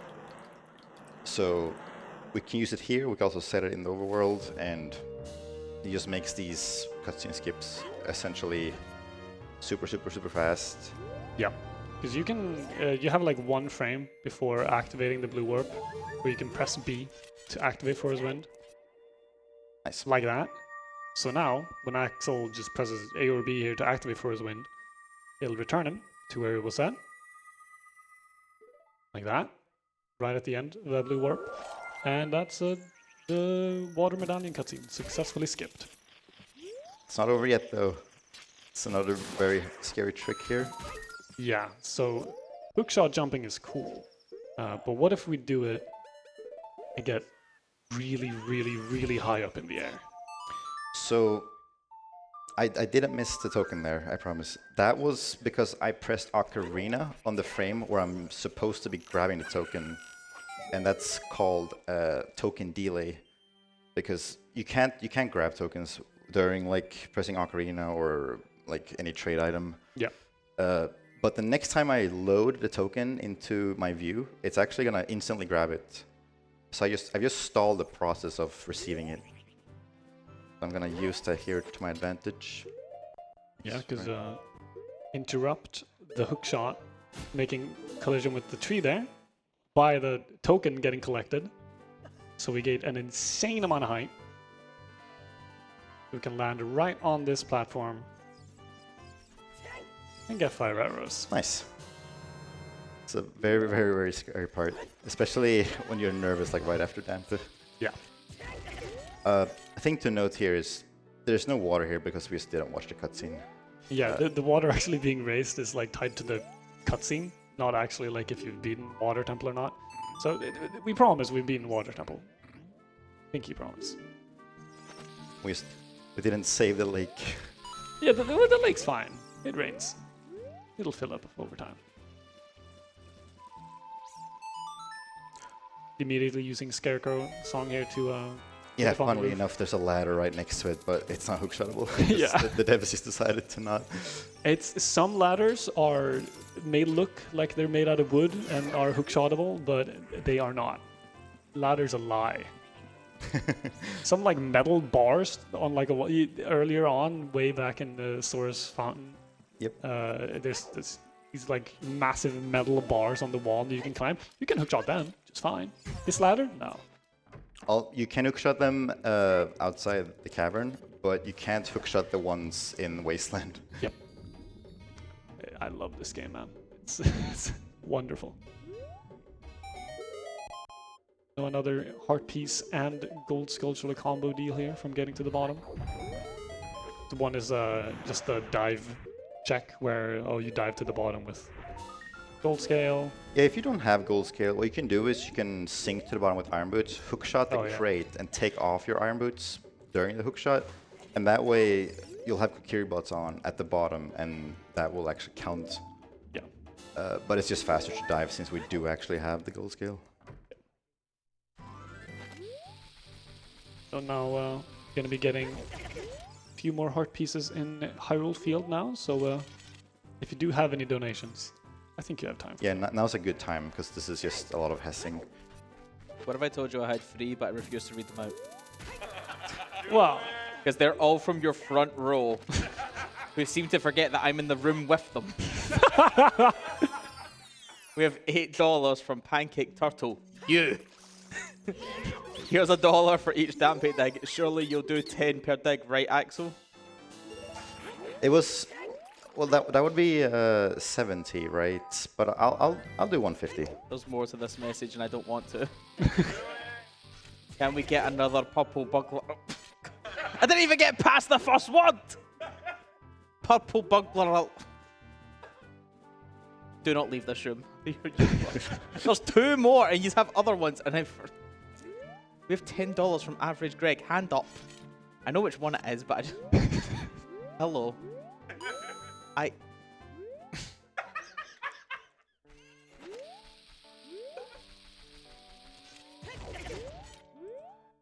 Terrible, terrible people. It's for a good cause. Yes. It's for a good cause. Irish wrist. I feel like I should just have like a subtitle up on the stream so people actually know what I'm reading. You should. I'm gonna get Irish wrist. Why is that so difficult? You're a terrible person. So what happened there was there are low triggers outside the fences in Lon Lon, and if you can just hit those, it will always just assume that the only way you did that was with Epona. So we basically steal Epona, making us not have to raise Ingo. Yep. And Epona, while not strictly required for 100%, is like soft required because it's just a lot easier to get a big Poe guaranteed with that. Also, archery minigame later. Yeah, in the Gorda Fortress. And also, this is why we drank the Poe in the graveyard earlier. It's just to make room for the big Poe. Because here you need to hand in 10 big Poes to finish this little hand-in minigame to get the 4th bottle, which we still haven't gotten from Source, which is why we're doing this now. But with a very clever use of equip swap and manipulating what can be equipped at the same time and what can't in inventory, we can dupe the big Poe. See there? Yeah, it kind of makes sense, but also doesn't. So we equip Din's Fire and we equip fire arrows, and then we have the big Poe. And you can't have both bow and arrow equipped at the same time as you have elemental arrow.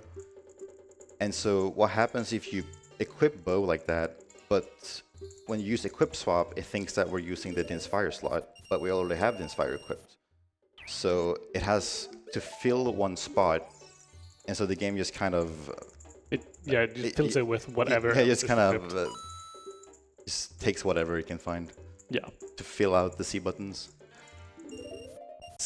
We have to do it this way, otherwise we will delete Arden's Fire, which we can't, because then it will invalidate the run. Yeah, because... We already grabbed it from the source and we can't get it back. Yep. But yeah, it's also worth mentioning that while equip swaps are frame perfect, they are trickier than your average frame perfect, because the inventory screen actually runs at 30 FPS, so it's a 1 in 30. And file select is actually 60, and then just gameplay is 20. Very weird that OT is like variable frame rate, but so it's kind of neat. I don't have to count here, thankfully. I can just look at my rupee count. Yeah, because every big PO is worth the same. 50, yeah.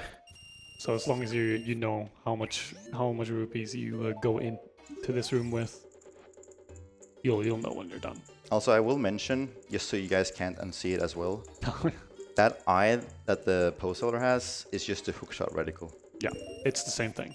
It's when you aim the hookshot and I you have this little red dot. I haven't confirmed if that's it, but it certainly looks like it. Oh, it's the same thing.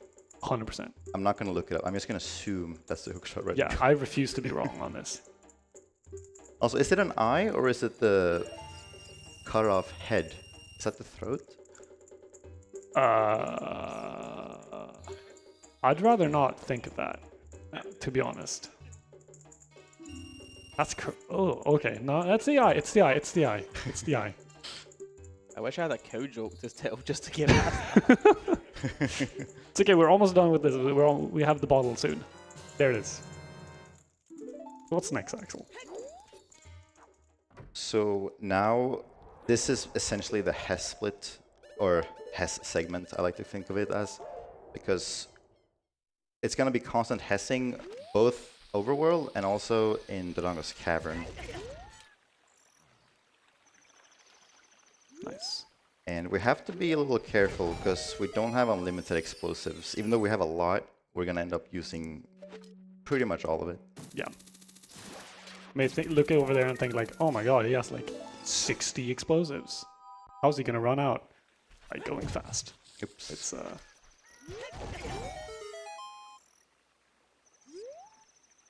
also Thrower's Wind usable in Overworld when it's on B. Very, very, very important that it's set here. Yep. You'll see why later. Just put it in the back of your mind. This is where Thrower's Wind will take you when you We've spoken a lot about entrance points, and yeah. it matters from where we enter this area. Yeah, it's not just like, oh, you press Thrower's Wind, you go back to Kakariko Village. You go back to Kakariko Village entering from Hyrule Field. Because that is relevant when you think of like how precise stuff like wrong warps and stuff are. Because what entrance you come in from is relevant. And all that stuff. Alright, we're going to do another glitch that you saw earlier in Lon Lon. Yep. You remember 000, where you essentially send a bomb or do damage at the 000 coordinate of the map. It'll damage all the unloaded actors' helps. So you heard there, the gold skull just got hit. And it's the one that's right up there. So we can just grab the token.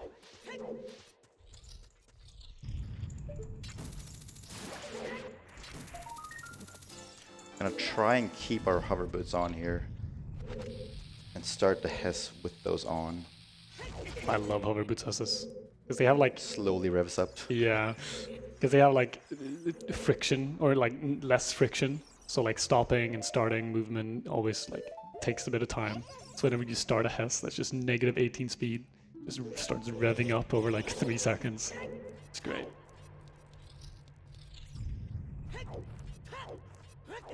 Now we're finally back. We're paying a visit to King Dodongo. Oh, almost. Oh. This trick is very, very awkward. Yeah, you want to get the Navi text from the enemy on the same frame as you activate the switch, and that'll sort of overlap both of those cutscenes. That frame. That frame. So the switch will be pressed a little longer, so we can just walk over and open the door without having to push the block. since we opened the hole here earlier, we can just drop on in. Yeah, spending that shoe in adult 1 is actually, it helps because because of how tight the explosives are in the whole run. Yeah. Because like there you have some more spare bomb shoes, so you can use one there. Because you're going to RBA more relatively shortly afterwards. So you'll be setting your bomb shoe value to 29 anyway, so might as well use an extra one there. Just to save it in this later section where we can't really RBA, because we want to keep Forward Wind on our B button.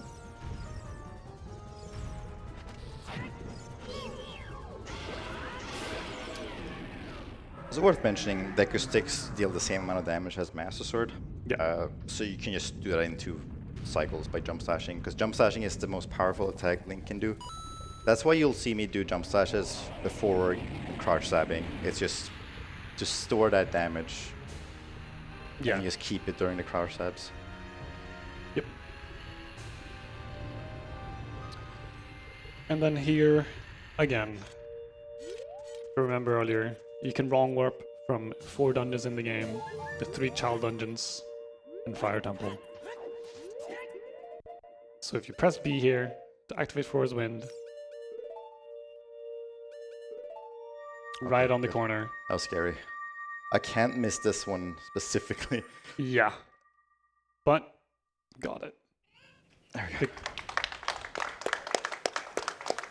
Getting this wrong warp is absolutely crucial to the route. Because this wrong warps you to the second half of the Nocturne of Shadow cutscene. Which will still... Nocturne is only... It only starts when you have done both forest, fire, and water. Yeah. It checks for those 3 medallions, and because fire is actually the temple we save for last, we have to get this early. Yes, now's a good time. Thanks, gents. We have a $40 anonymous donation with no message, but getting their Gooseberry Honk shirt and putting that to the DDR fight for Grand Poo World Free. We have $10 from Alex, and this one's really sweet. In Hyrule's realm, where shadows glint, adventured brave our hero Link, with Princess Zelda pure and grand through labyrinths of mystic land. Nice. And now I need to get sweet. into the awful ones. With $10 from Twin Rover, who says, "Hey Mizu, can you please repeat Greg's donation? I didn't understand what you were trying to say." For what it's worth, nobody understood what I was trying to say apart from me and Greg. So I'll bless you with maybe one attempt, just an Irish wristwatch. I nearly did it as well. Irish wristwatch. That was pretty good. That was actually nearly there. I think Yeah, I that doubted was- myself at the end. Irish wristwatch. I mean, practice makes perfect. I'm cheating. I am cheating when I go that slow. You won't be clapping for this next one because we have $10 from Majestic Melville, who says, "I'm Scottish and managed to say parallelogram. Parallelogram. So you can do it, do it." That was... I'm getting the younger model in, man. He can deal with the rest of your donations. There we go. Hey, just have to... Nocturne's a hard song to play fast. It's a hard song to play fast. Yeah, I don't like it. It's a hard song to play fast.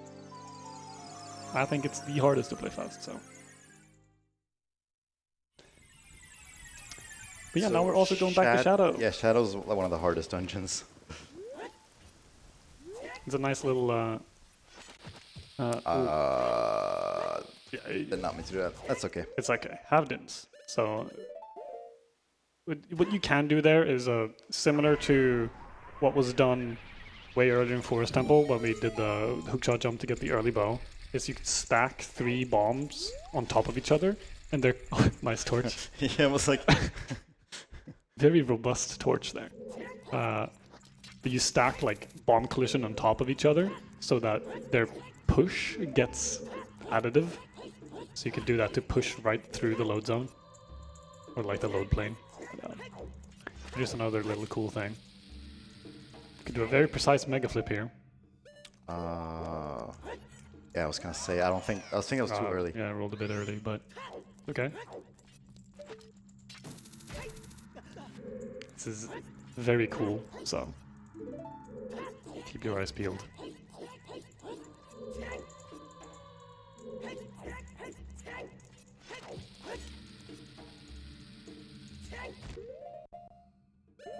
Got a backflip on a very specific frame. There we go. And you clip straight through the gate. Skip the truth spinner. Mega flip here. Get stuck to the ceiling. So you get anti-grav. So you keep that speed all the way down there. Blow up that wall. You're going to drop a bomb instantly here to set up for a weird shot. Reset FW while the bomb is cooking. Because we want to come back here later. Get a weird shot off this Hopefully pre-cooked get a bomb. weird shot. Hopefully. You'll get it. No. Oh, man.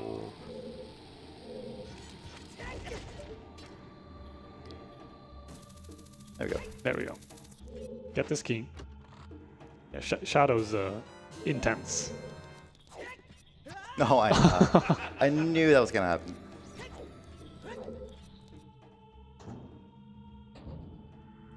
Fortunately, though, our bomb count's fine. Oh. Yeah, So there's a Hess coming up here. yeah, there's a spot later in Shadow where you can refill on some bombs. So So that's when you fail a Hess. Those are called FES. It's a forward extended super slide. yeah, it's like a Hess is we kind of glossed over it, but also, as you might be not too surprised to hear, very multiply frame perfect. Oh, nice. Can he do it? I believe. Oh, What? oh, What? you clipped. What is that clip? Where are you? Oh. That has never done before. That's Ah. that's my moment. That's your moment, yeah. Flip it. It's genuinely, I've never seen that before. That's, Right, come on, everybody on the dance. Say the line.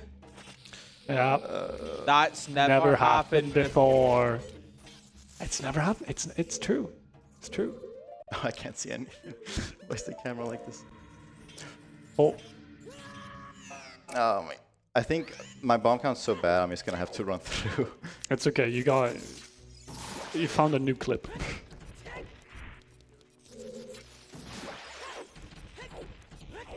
No, that's crazy. 'Cause, I mean, you saw the vision early on. You keep the Hess. I wasn't even waiting for it. The idea there is that you start the Hess over here, skip the Navi text because Navi and like similar to the owl and whatnot can't really talk to you while you're in the ESS state. So you keep that, equip hoverwoods here, go flying over to the left there, land on this invisible platform right before the door. You landed right here, do a side up, land over here, skip all that, but you got to see it, and then you got to see the quote-unquote intended way, so you can now appreciate how cool it is.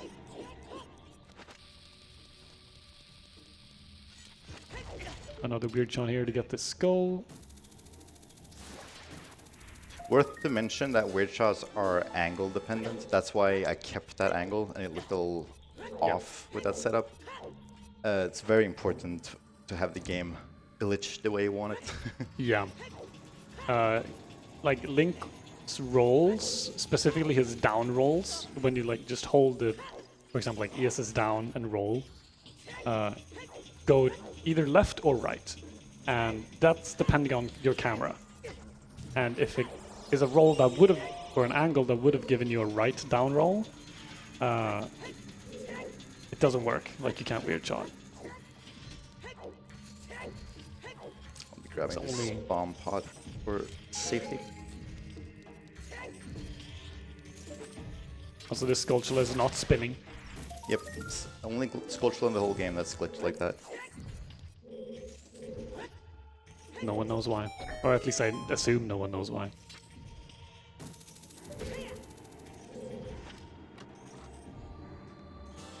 Just need to grab a key here. There's one more sculpture very far into shadow. Yeah. You also see Axel do some very specific movement and camera manipulation here, because there's this invisible platform after this that's on a cycle. And if you keep it loaded and unloaded the right amount of time, you'll just make that jump every time. Yeah, so it's 4 side ups, and then I let go of the camera to have it pan out and basically load in that moving platform. Yeah. So it's loaded on like the timing during the cycle that I want. I've had a lot of runs where I've just jumped and it's not there. It's kind of a leap of faith, but also not knowing what I'm doing, hopefully.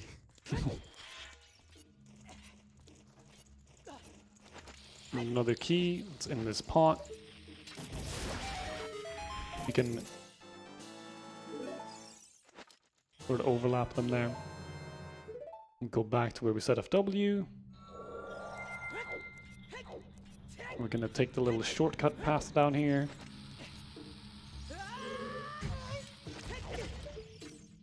And prep a little weird shot there by pulling the bomb mid-fall.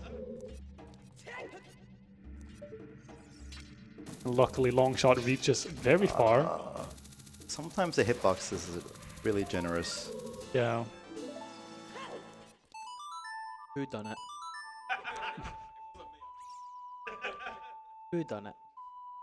I don't need a Spartacus moment where you all put your hands up. Who was it? You have time to read it now. You have a perfect time to start some beef if you want. We have I have a lot of projectile objects over here. We have $10 from a Scotsman's Bane, who's sitting in the front row apparently. Thanks for putting that to the Bowser DDR fight, by the way, because that's the only thing I'm going to be thanking you for. How about 3 perpendicular purple parallel? Are they just writing in words that are like mean to? No, these are actual words. Oh, Parallelogram. yeah, parallelogram. Thanks, gents. What are these stealth foes? Where are you going, please? You're supposed to like be standing here and they will just walk off the boat. This one doesn't see. Okay, there we go.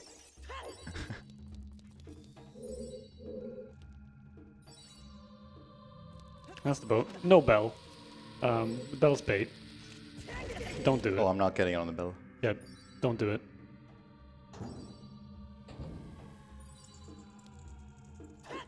Also, just entering this door just to, again, set the entrance to this door and set FW here, because we will want to come back here. Yeah, it's kind of out of the way, that Sculptula. Yeah. So it's actually going to end up being faster to beat Shadow and do like the cutscene skip to get to that point and just get the skull after having beaten the dungeon. That also means skipping the boss key though, so you'll get to see a lovely little boss key skip here, where Axel will be grabbing the ledge on just the right frame, Nice. targeting, which will turn Link to face the wall while still holding the ledge, get hit by the bomb, and get boosted past the door and hitting the boss room. Yeah, so that's... I did something similar in Forest Temple to skip the Song of Time block after the elevator, if someone noticed it. It's basically just side-rolling, and then on the first frame, Link, goes off the ledge, you target, and if it's a cardinal wall, he'll stick to it. Yeah, So sticky walls. He'll like flip, and he'll be on the inside of the block. So there's some rules to it, but it's very useful. Yeah. You can clip in a lot of places with it. And then Also, here's trip here is to hold down on the stick when the fight starts. That makes Bongo just go in front of you and not spin around. And ISG makes very quick work of Bongo. Because again, as Axel mentioned earlier, jump slashed in to store Deku stick jump slash damage on the power crouch stabs. Get ISG through stabbing, which then means that it's just constantly every single frame hitting with Deku stick jump slash damage. And doing that every frame, hitting the boss at every possible frame is a lot of damage very quickly. Setting up for another cutscene skip here with Forest Wind.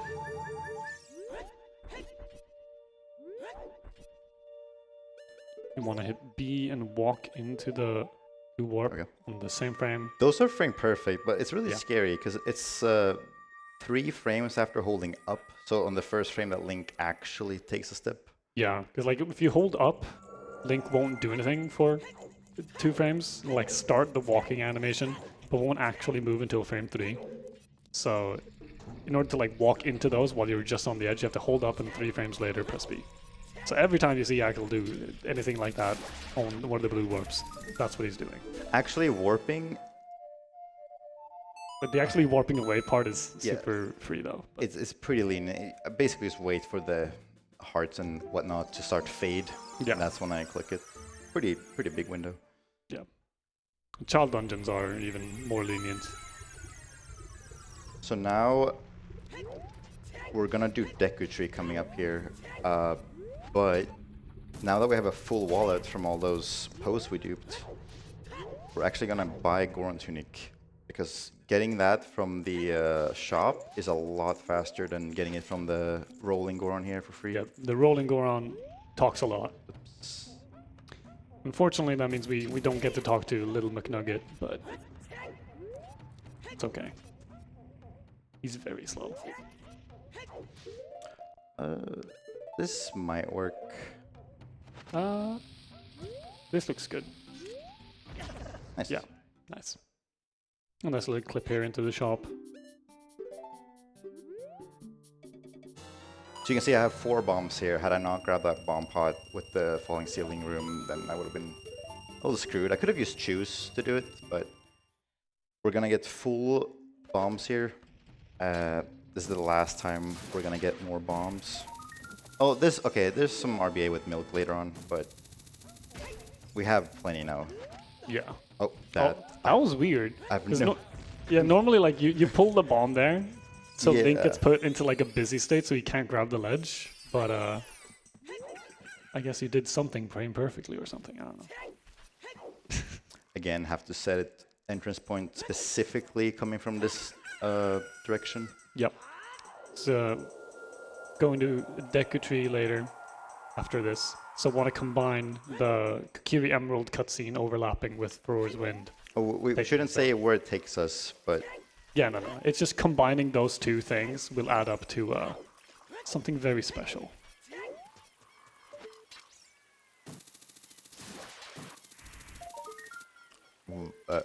okay. Alright, so here's a hard trick. Deku has. Yeah, you're gonna start Hess here. The initial angle that you have there, it matters, because Yeah. Hesses are also consistent. They can give, depending on the frame, they give different angles, but those angles will at least be consistent. Yeah, and only some of those angles Oh, actually clip there. So I don't remember. yeah, target that, and yes, that's right. It works.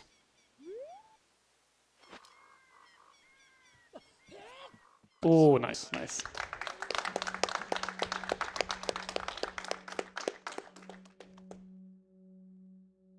Yeah, because Deku Tree's mouth is closed as adult. You can't normally get in here, but there's happens to be an acute angle there around the corner where if you Hess in and equip hover boots, clip through, keep all the momentum, so you can maneuver out of bounds to hit the loading zone to get past it.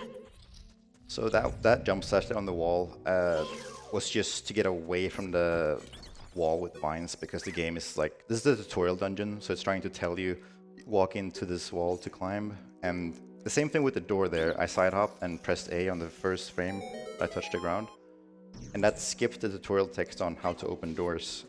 There's one more of those on the second floor, so I have to hit it one more time.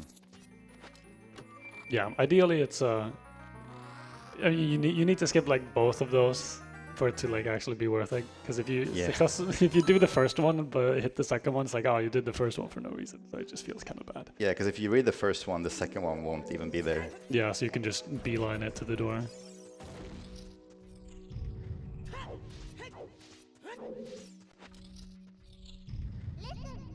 Oh no. Oh. I had a bad entrance speed there, or exit speed there. That's fine. Yeah, you can also hit like the oh, here's how to open doors when you leave the door. It's very weird.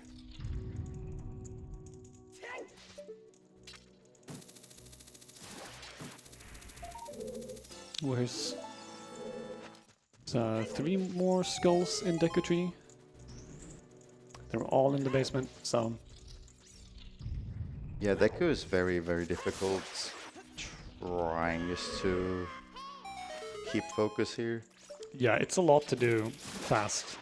Because it's a lot of aiming and it's a lot of fast movement.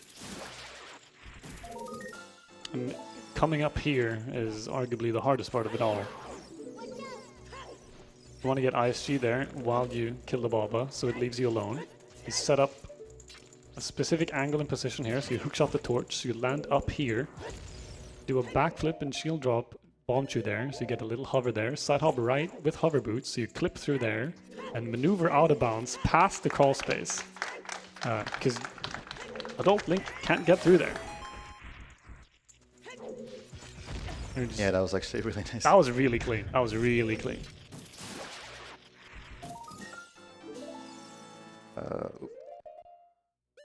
So here's another very tricky part. Very tricky trick.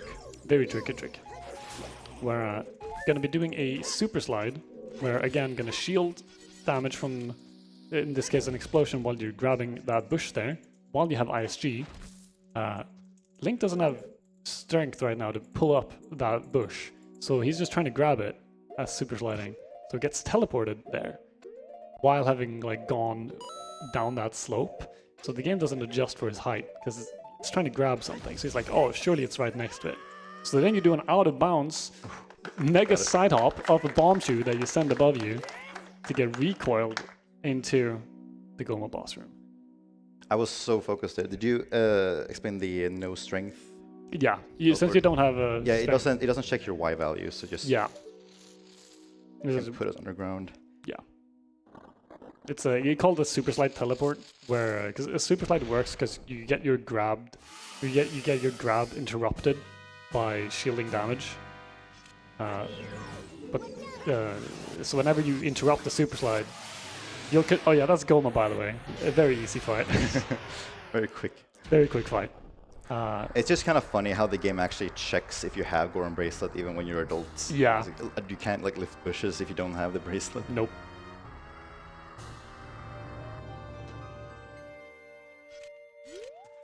And coming up here is another fabled wrong warp. Yes. Nice. Good. So Thrower's Wind in Lost Woods plus Kokiri Emerald cutscene equals... Oh yeah, of course. Screaming Lady.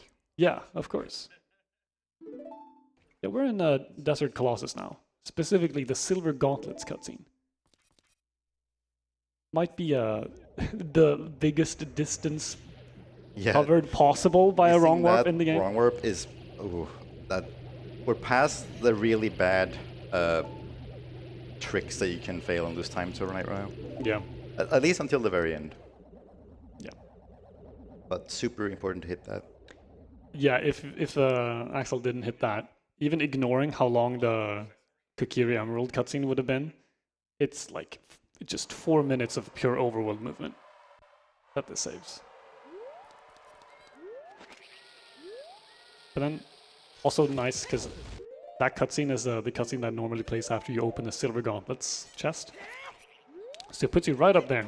So you can just do another super slide, equip hover boots, land on this other hand, spawn the Mirror Shield chest, and we're like almost done with Spirit Temple before even starting it.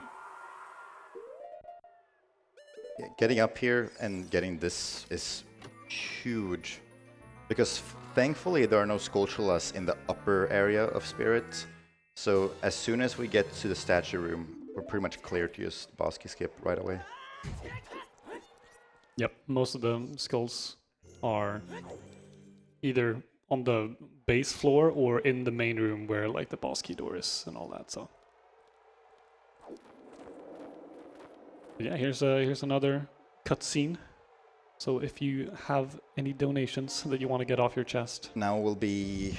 You'll have time after Spirit, but now's a good time. I have a couple of bangers here. We have $40 from Rinwell, who says, love the event and all you do for Alzheimer funding. This donation is in loving memory of my grandmother who recently passed from this awful disease. All the best for USA. Thank you very much for that. we have $10 from Alex, and you'll. This isn't a funny one, but you'll apologize. I'll apologize if I butcher it. Happy pronouncing, Mizu. In Hyrule's vast Gladenstein land, Link and Zelda make their stand. Through labyrinthine quests they fight beneath the moon's... You're too slow! Thank you for that. Beneath the moon's you're too slow. That's what we're going with. Let me just scroll up to that there. We have $100 from Bubus, who says, Thanks to everyone for speedrunning for good. Supporting Alzheimer funding is very cool. And they're going to get their Gooseberry Honk shirt for that and put that towards the Bowser DDR fight. A tiny wee update on that, just while I've reminded. You've just went past the $1,040 mark for that out of $5,000. So you're absolutely cooking. You're on your way there, but you're just shy of 4K for that one. You're doing absolutely great back home. We have $10 from A Scotsman's Bane again, who has told me that the front row is innocent. Jokes aside, love the Scottish accent. The front row is innocent, by the way. I don't know whether to believe them or not. But because they're giving to charity, I'm going to choose to believe them. And just to ruin this entire segment, we have $10 from Mutant Aura. I can see you. I would get round to this. Who wants me to say Tarantula Burger, which I think is the best one I've had all night, honestly. You need to try harder. Don't do that, this is miserable. Alright. You just saw Axel do a little super slide into a clip. Nothing too out of the ordinary. Clip out of bounds, equip hover boots, do some sick nasty movement, collect the skull. There again. Another little nice crawl space skip. Using bombs here to kill these keys pretty quickly. Yeah, so the way the crawl spaces work, it loads the next room, but only if you touch a certain part of it. So yeah, very precise there to load the next room. What can happen, I was kind of worried about there, I was kind of trying to play it safe, is entering the room but not loading it, because it's a kind of a nightmare. Yeah, you can do that super slide clip out of bounds and feel like you do everything correctly, but you just barely miss the point in the crawl space where it actually loads the room. So then you're in a completely unloaded room without any doors or anything that's made for Child Link. So and you can't really clip out of bounds easily again, so you're kind of stuck there. Because remember, we can't just do an easy like, oh, let's save warp back to the beginning of the dungeon and try again. Because if we do that, we lose Flora's Wind on B. Yeah, hook-shottable walls are just like the collision that's assigned a certain value, and they'll, even though it's unloaded, they're still hook-shottable. Yep. So I basically entered the room from behind and then opened the door from behind.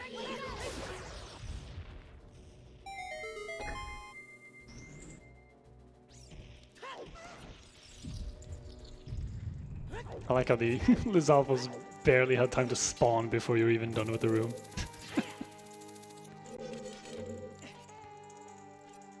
There's a nice little... Oh yeah, so a lovely little thing you can do with long shot here. You stand in just the right spot. You can hookshot the chest. Oh! Went in front of it. I was really close, really close.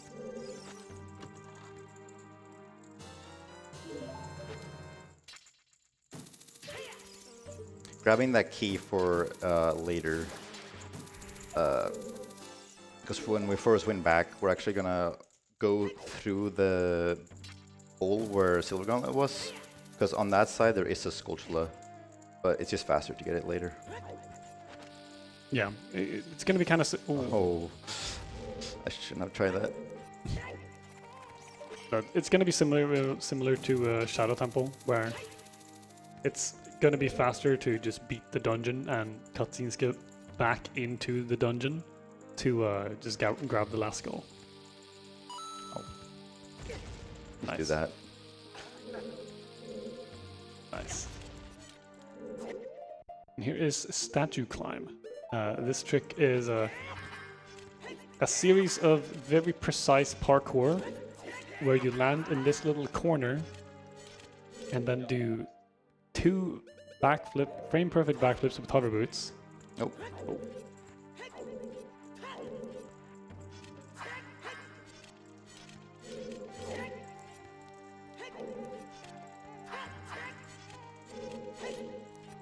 I'm pressing A too early, I think.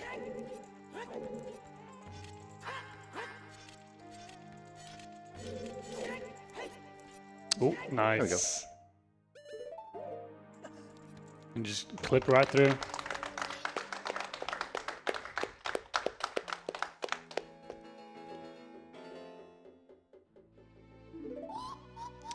Yeah, fortunately, boss rooms, they're not actually part of the dungeon itself. It's a completely separate load trigger, and load triggers are always present. Yeah. You can't do that with rooms, because rooms only load when you enter through a door. But thankfully, these boss areas are a separate area. Yeah, like there's a big like loading zone past Yeah. the boss door. And same with like entering a dungeon, like the loading zone is still like there, even if you like clip out of bounds and go to it. Here's Naburu, part 1 of the Spirit Temple boss. You can set up broken Deku Stick on that pillar, which allows you to stab with a broken Deku Stick repeatedly. Damage Naburu at a very specific amount, so that Naburu will die just on the correct timing while Link is trying to grab that ledge. Got it. And then that means that Link is currently falling out of bounds, because he grabbed that ledge while the Death of Naburu cutscene started. So you are falling down to the floor while still like grabbing the floor as a ledge. Yeah, kinda. it's very called weird. a glitchy ledge grab when you're in that state. And you have a few frames to get it, but it can be really tricky since the explosion expands, and also Naburu's like how close she's gonna be. Yeah. But as long as you're in that state, when that cutscene starts, it teleports. It kind of like teleports Link to the floor immediately, but he keeps being in that ledge grab state. And so after I see that flash, I actually press A during the cutscene because it does take inputs, and so that just makes Link drop. If I just didn't press A there, the cutscene would just keep going and Link would just hang. Yeah. Yeah, here is Twin Rova, infamously a very fun fight. Not frustrating and RNG at all. Yeah, it's the most RNG intensive fight. Yeah, there's a decent amount of like manipulation you can do.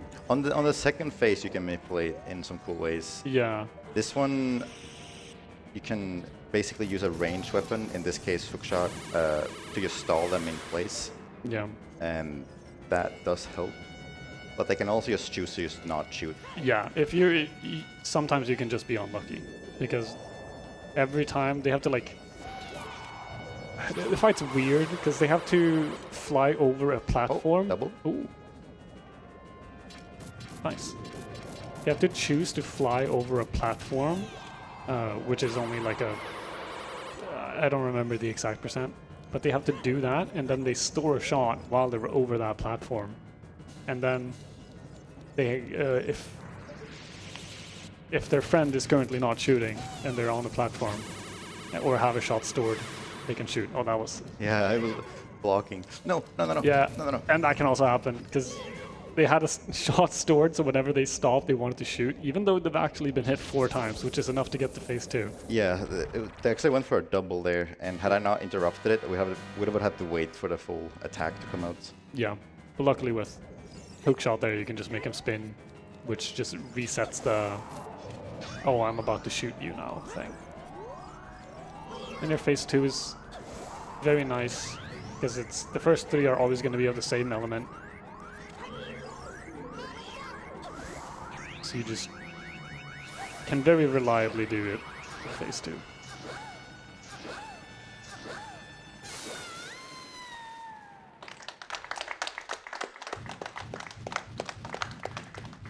It was actually a good fight. Yeah, Got a double. No troll cycle. I almost tried to troll you, but Do you have any donations?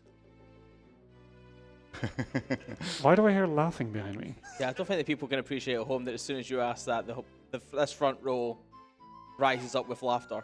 We have $25 from Zelda who says, keep up the good work and keep on ripping. Miss you all in the OOT community. Bless you, Zelly. We have a $10 donation from Average Greg. He knows who he is. However, you know, Mizu, I can't help but feel partially responsible for the pain and suffering you've had to endure. Really?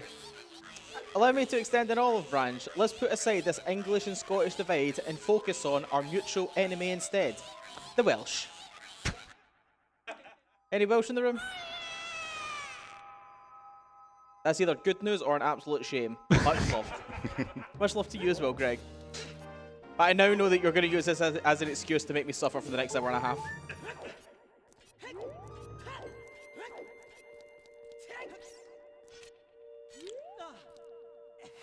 Another cutscene skip coming up here. There we go. The good old walking into the blue warp and pressing B.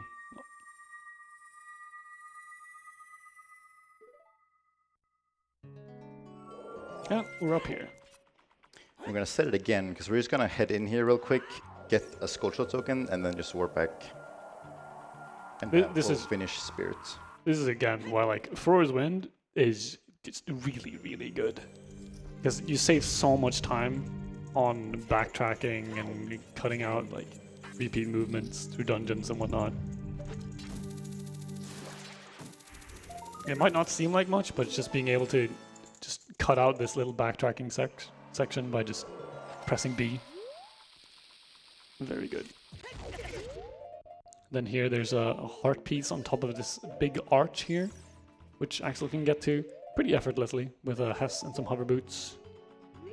Landing Very almost scary. right on top of it. It's easy to miss that. Also, that Gwei up there can actually hit you during that, just knock you down.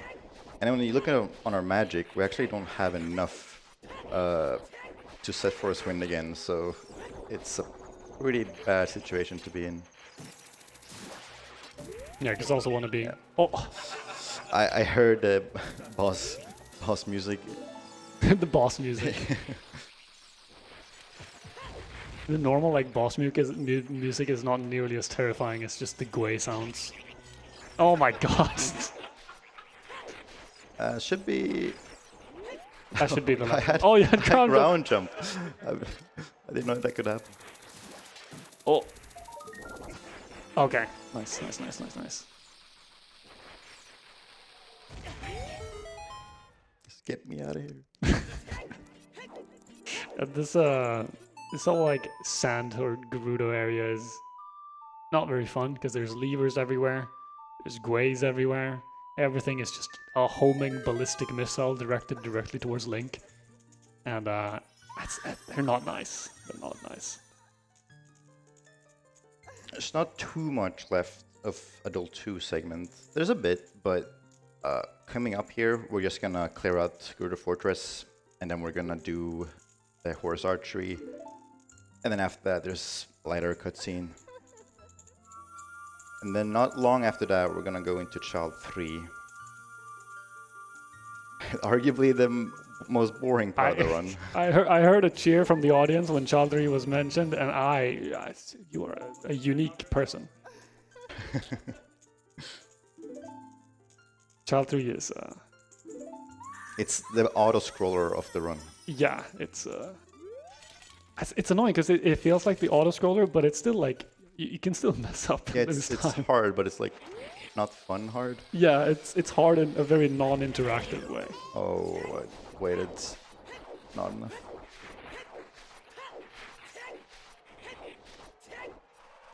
But before we're stuck there, we get to do some cool stuff. Mainly, reverse Spaceland has.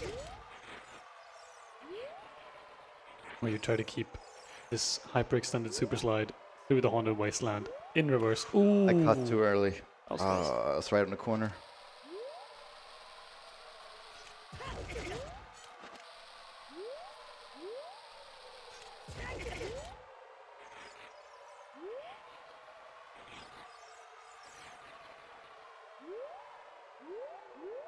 Ooh, almost there again. Ooh, yeah, that was... Alright, that's part 1.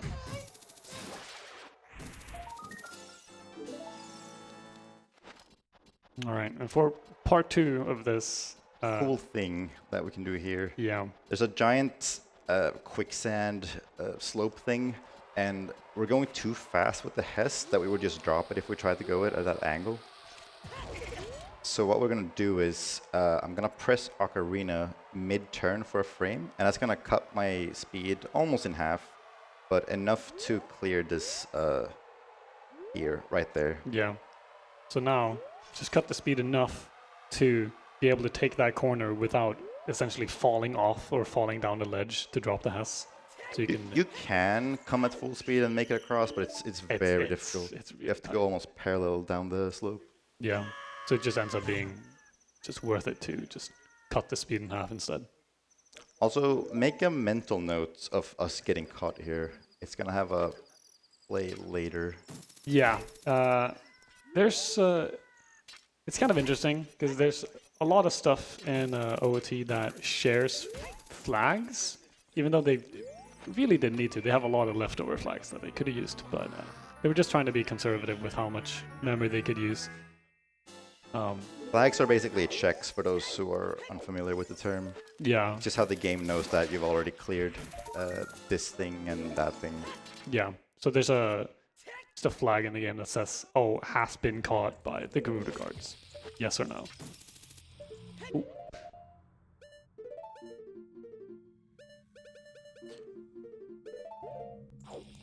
Nice.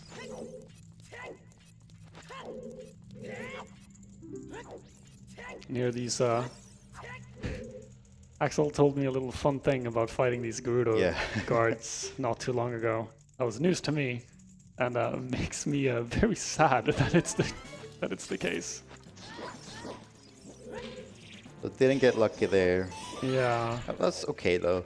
So looking into the code of this game, specifically the Garuda guard, the way this works is, because sometimes it feels random, sometimes it does not. What you want to do is just run around a circle and just basically keep her stun locked, but for that to happen, she needs to block. And the way the game handles if she's going to block or not is it looks at the global frame counter and sees, is it odd or even? If it's odd, block. Otherwise, don't block. It's essentially a 50-50.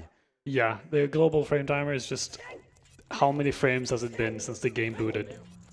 And after like 3.5 or... It resets on every area load. It does, but it's essentially uncontrollable. Yeah, I mean, you're not gonna play like past frame movement, then you can do it.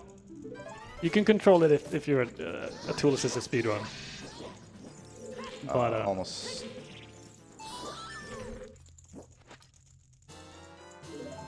It's one of those things that were like, it's theoretically controllable, but no one's ever going to be able to.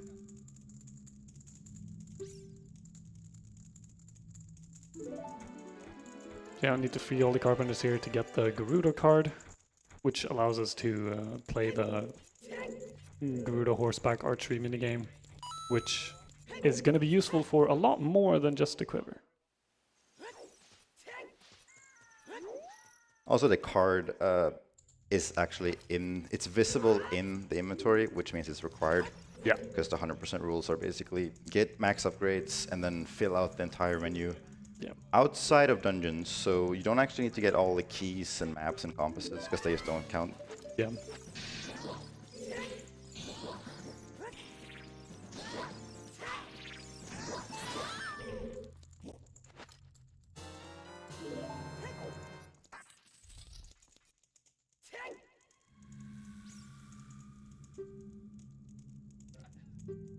Alright, one more guard after this. He even says it for you. I never really pay attention to what these guys say.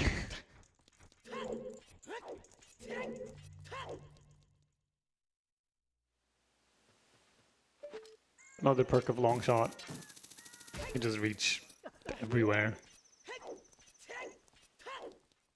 Item's crazy. Yep. Last one here.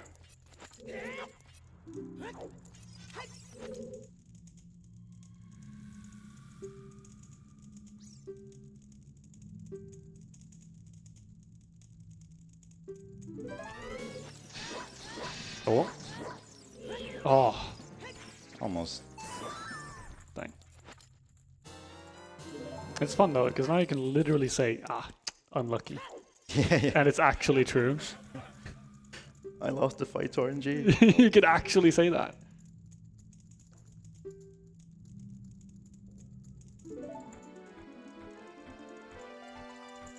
Is it a skill issue if the AI is just better? I'd say no, just to make myself feel better, but I don't know what your view on that is. I'm not sure. Do I blame RNG or is it my fault for not superhuman reacting to it?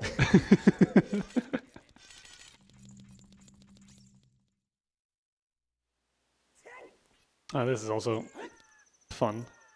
Yeah, it's a cool clip we can do here. This is essentially what Door of Time Skip looks like, except we're gonna do it to get into the training grounds.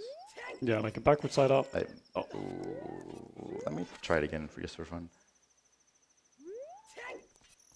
Nope.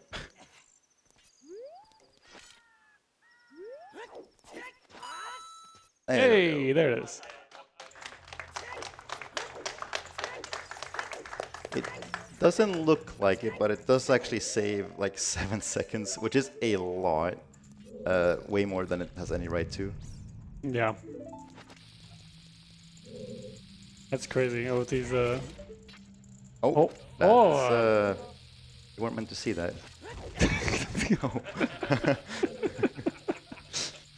Well, that's what happens if you on target 1 frame late in a weird shot.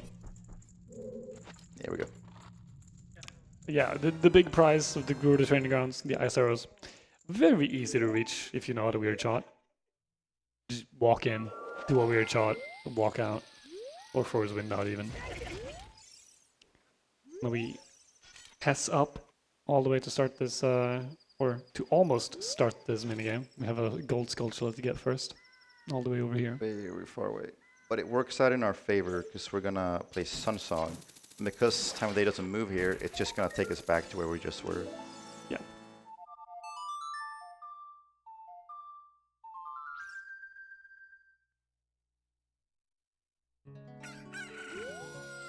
And we get to do the Hess again.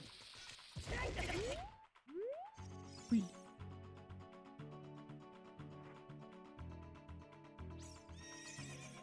Here, Axel's gonna try to... I want the camera to be like facing away because I want Epona to come kind of in front of here, hopefully, if it's done right. Yeah. Yeah, that looks okay. It's an optimization to Hess and then play Epona song, set first win.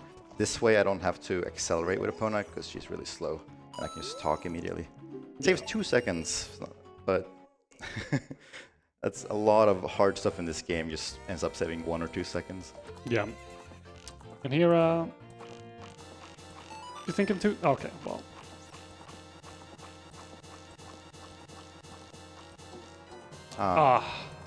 Close. Yeah, reset. Let's just wind back the clock 3 hours and go again.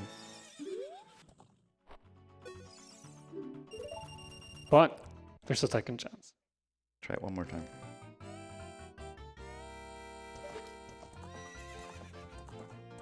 Oh boy. It's over. Well, there's a chance to be optimal there. If you beat the minigame with your last arrow. Like yeah, the game thinks that you lost all your arrows, and so it stops it because it thinks you lost. But then it does hit because the arrow's traveling through the air, and you do hit the threshold. Yeah. So this is... And that's Spooky Mask. Something that's just where you get it, right? Interesting to explain this. No, but we get Spooky Mask from that minigame. We go over here. RBA Kojiro, one last time. Should be fine. Reload the guard that you played the minigame with for 1 frame. So it gives you the quiver, but it doesn't actually set the flag that you have gotten the quiver. So you come back. You can now play the minigame again. And hopefully, basically we get the reward, but we don't give the game enough time to set the flag that we've done it. And so it thinks that we haven't actually gotten this reward yet. If I did it right, I can't read Japanese, but we'll find out after this minigame if it worked or not. Oh! That's it, yeah. Optimal. Nice, we got it. Yeah, and there's it. So the spooky mask thing is... did you explain that? That's just where you get it. No? It's just there. That's where I got it. It's funny because the actual explanation for it is so convoluted. I only found out just like a few weeks ago because I was preparing for the commentary for this. So even I didn't know how it worked. But essentially because we have that glitched quiver from all the RBA with Kojiro, I think we have a negative quiver. And so the game doesn't give you a reward because it looks at what you have and it's like, oh, you don't have it.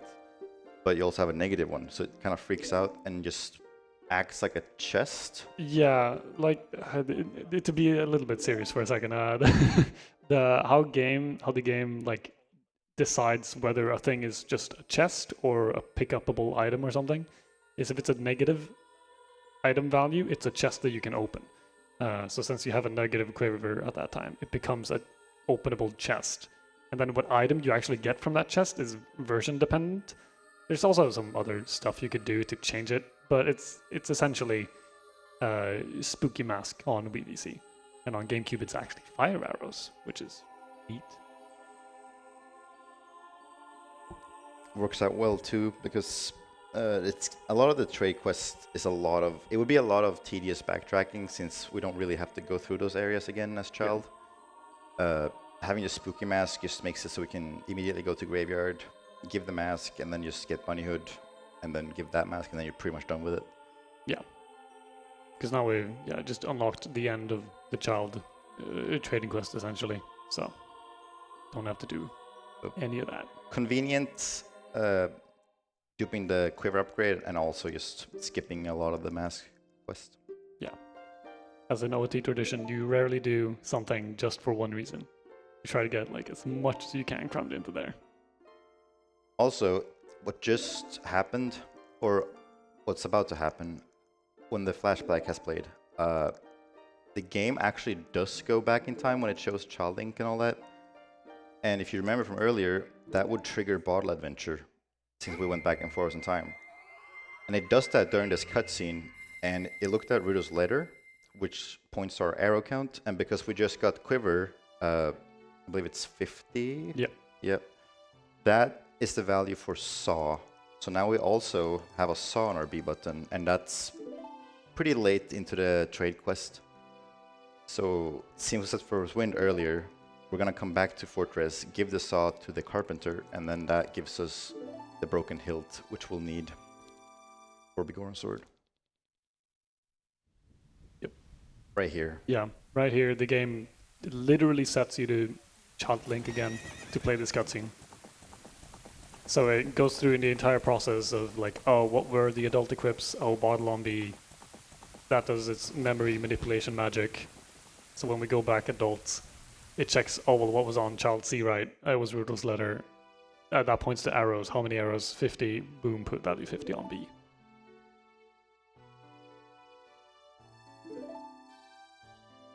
Also, yeah, Sheik is Zelda. I don't know if that was...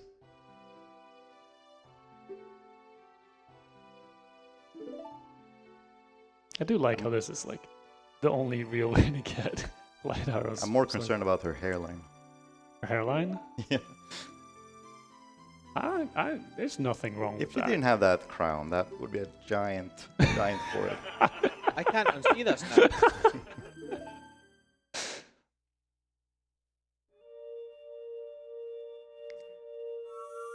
Down to that one audience member putting their arms up. I do also like how, I guess minor spoilers for what's about to happen in like 10 seconds. I do like how Zelda's prison is just a big 50 rupee Yeah, it's just a giant pink transparent rupee. I mean, it could have at least like splurged a little bit. Make it like a golden rupee or an orange rupee prison, you know? 50 rupees? Really?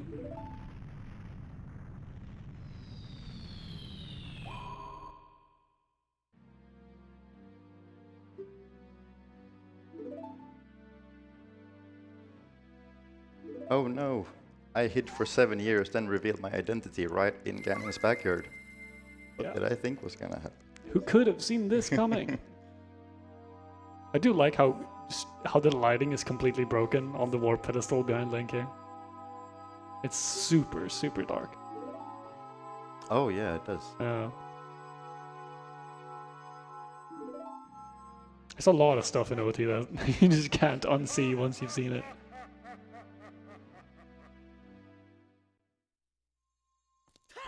But yeah, Poacher Zombie. And that is, it is the Poacher Saw. It acts exactly like you would expect the Poacher Saw would be, so we can keep the trade quest going with it. Oh. There's some weird collision here, so. Also, it was daytime when we went to Prelude, but this cutscene here actually sets time of day to nighttime. So you'll see when we go back to Gerudo Fortress, it's going to be nighttime again. Which works out because we have to get 2 Skulltulas in Gerudo Valley. Just this whole route is just things that just work out perfectly. Yeah, there's a lot of just, I guess synergy is like the best word for it. Yeah, that's also why the route has stood more or less the same since it was made in 2018. There's been tricks added like hookshot jump in forest and quiver dupe wasn't a thing at that point at first. Just some small stuff, but overall, generally, it's been the exact same because it's so hard to make a better one. Yeah, and also just when routing Ocarina of Time 100%. Wait, I forgot. I'm supposed to do this first. Yeah. When routing OT Hondo, it's a lot to route, not only in just like where to go, what to do, but also how to do it. So you need to route like, okay, well, how do we get this stuff to do things fast? Because that's ultimately the end goal. It's like, yeah, you could like try to min-max like every dungeon visit to be like, oh, we go here with everything already prepped so we can do it in one go. But if you do that for, let's say, like Shadow Temple, that means doing it when you're there to get hover boots. Yeah. So either you just delay hover boots until later in the run when you have other stuff so you can do Shadow easier, or you do the rest of the run like without hover boots. Oh yeah, there's been many attempts at rerouting, and there are a lot of tricks that should be in this run that are not because they're too hard to implement in a way where it would save time. Yeah. So you'd have to like have the whole thing redone, and that's a huge effort. Yeah. With all the things to consider. Yeah, and as for the Rainbow Bridge to get into Ganon's castle, it only checks for the Spirit and Shadow Medallion. Because in like vanilla gameplay, to get the Shadow Medallion, you need to have beaten Forest, Fire, Water to get Nocturne, which is how you get in there, but get into Shadow Temple. So that's also how you get how actually all light arrows early, because it only checks for Shadow and Spirit Medallion, even if we have Fire Temple left. So we're only really going here for one thing, and that's Gold Gauntlets from Shadow Trial.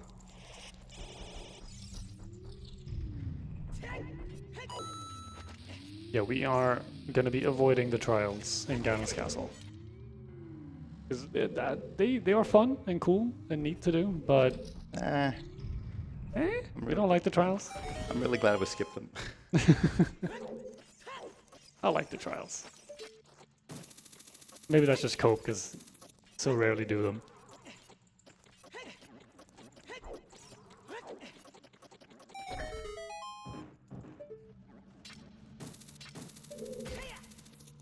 Yeah, the only real item there that's required for 100% is right here, and it's gold gauntlets. The highest level strength upgrade.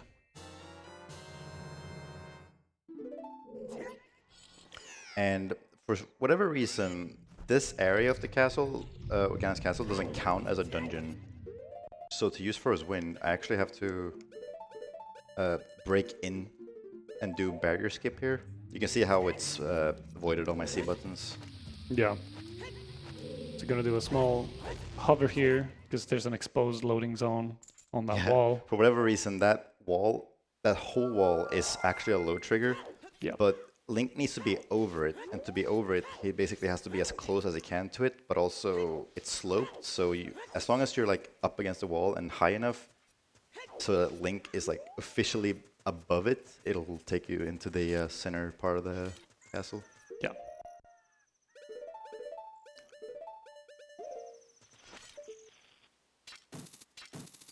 And here are the 2 Gerudo Valley skulls.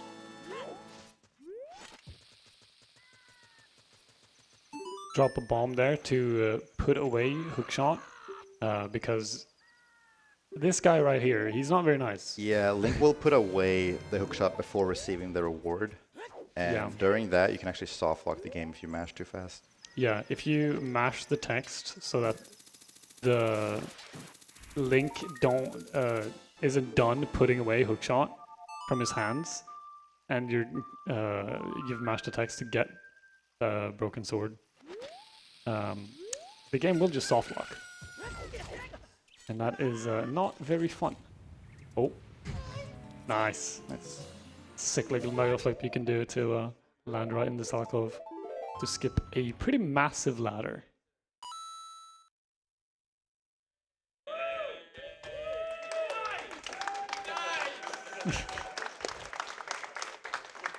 That's nice. So we're just gonna do that dot skip that we did earlier. And I've been breaking my sticks throughout Adult 2 for a reason. I wanna have at least like 1 spare so I don't kill the run here, but if I have 2, which is optimal, I would just have to break 1 there. And I have to break a few extra, and now I have 0. Yep. So with 0 sticks, I can just press B, it'll play that sound, that one. Yeah, And that's the freest way to get Bottle on B. Yeah, because it's like the angry little buzzer is still like registering that, oh, B is now the last button pressed. Which if you remember, getting Bottle on B, it just, if you do a shield swipe, it just puts whatever you catch over your last press button. And we use Bottle there because that would just put fish on 3rd bottle slot so we don't mess up anything. Yeah. And since we went into this with, I put Cell as a letter, and now the game has changed that to Spooky Mask, so we save equipping that. Yep. This is one of the most boring parts of the whole run, so if you have a dono, now's a good time. It's just cutscene after cutscene.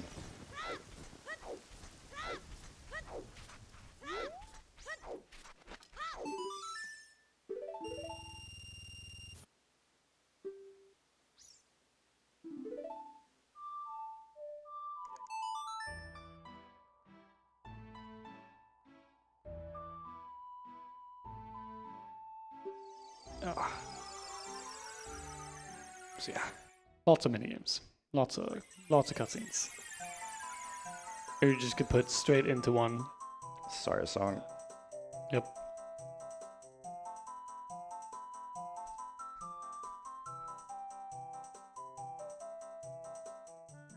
It's now a good time, lads. It's a fantastic time. Now that everybody's had their picture up against the monitor, Yeah, everyone had to get the everybody funny had to number. go for it. We have a wonderful donation of $69 from our own MOD and fundraising, who says, "Well, someone had to do it." was eventual. But now it's ruined. How dare you? It's for a good cause. It's for a good cause. We have a $7 donation from Niena, who just says, "Blaze it." I would like to make an amendment to that donation. All donations, as displayed on the screen, are rounded to the nearest dollar. So Niena's donation is actually a donation of $6.90. Ah. Nice. Nice.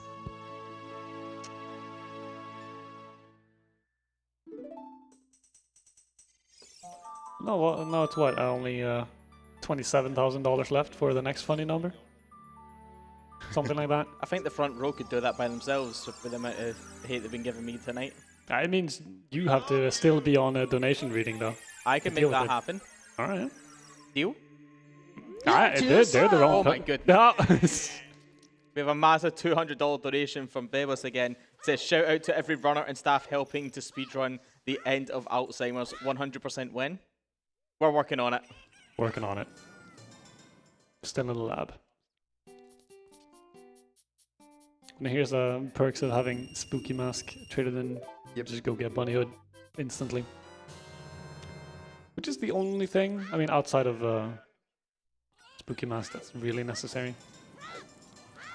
And if you remember, we've done both Deku, DC, and Jabu. So we have all 3 stones. And if you do that, there's usually a cutscene that plays right here. And so we just fall straight out. Yep. And then we have to swim all the way there and then run back to activate it. It's annoying that that is the fastest way to get out of here. Yeah, it's very unsatisfying. Yeah. It's like you make that happen, it's like there's no way just walking out and swimming is the fastest. But it is, because the other warp songs put you further away. And you're right there at the Happy Mask shop, so.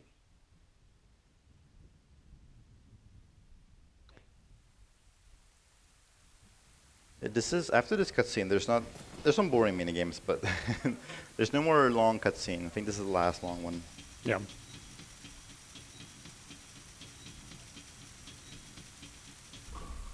Do you think Ocarina minigame will be nice to you?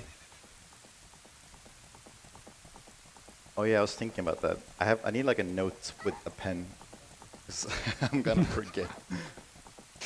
I don't have a little piece of paper.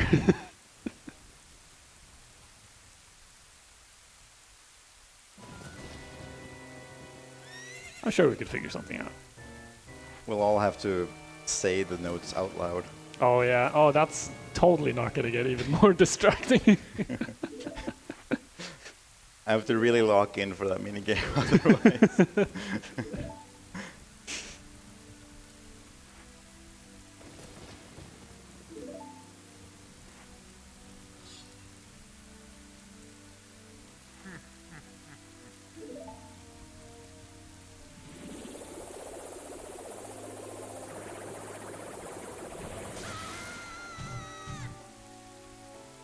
It's really crazy watching this cutscene after Light Arrow cutscene, I will admit. Yeah. Timeline's all wonky.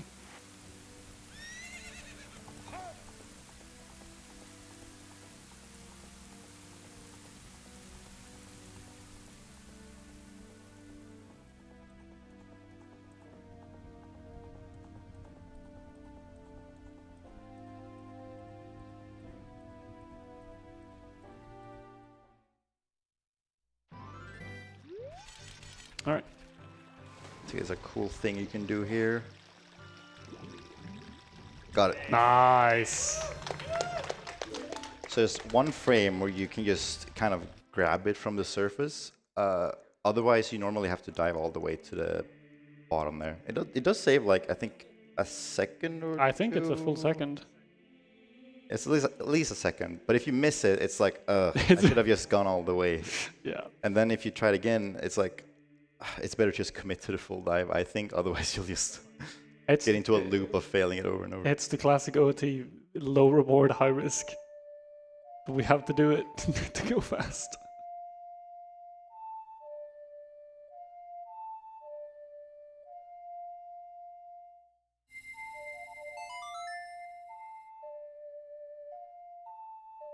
But that's, I think, every song.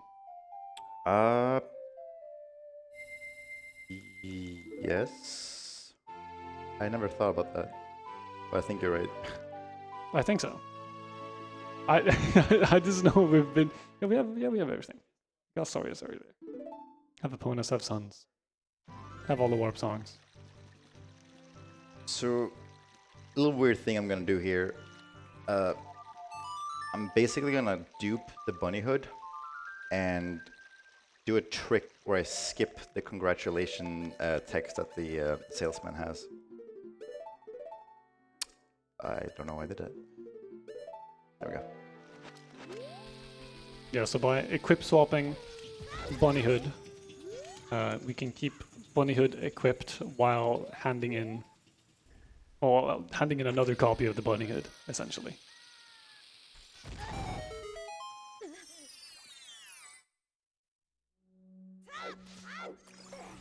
Also, this heart piece.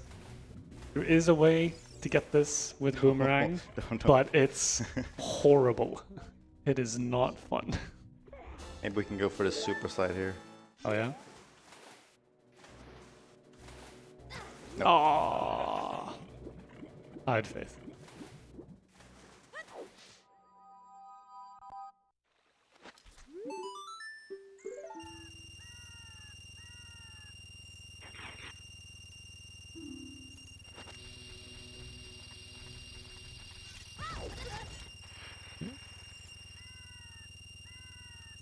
It's a lot of money. Also, nice little thing about the bunny hood here is it just keeps the stealth children away, so it won't annoy you while you're over here getting into this grotto.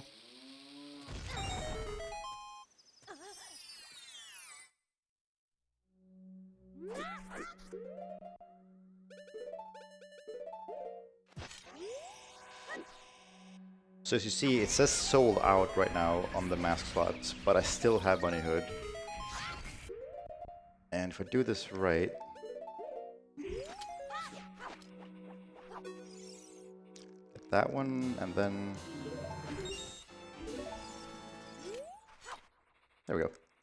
So now I swipe the bugs over bunny hood, and if you look now, I have bugs on the mask slot, and so the game thinks, oh, he has a mask. That means the mask salesman should say the normal things that they say, which is you can trade in your mask if you want. And that skips the whole congratulations, because it's a long, like a full TED talk otherwise. But overall, it saves about 7 seconds. I think it's a good time. Thank you, Jess. We've got a massive $200 anonymous donation, so thank you to whoever you are out there. You know who it is. Who just says, Alzheimer's sucks, take my money.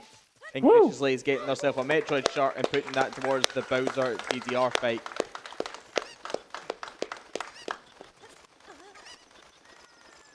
Couldn't agree more.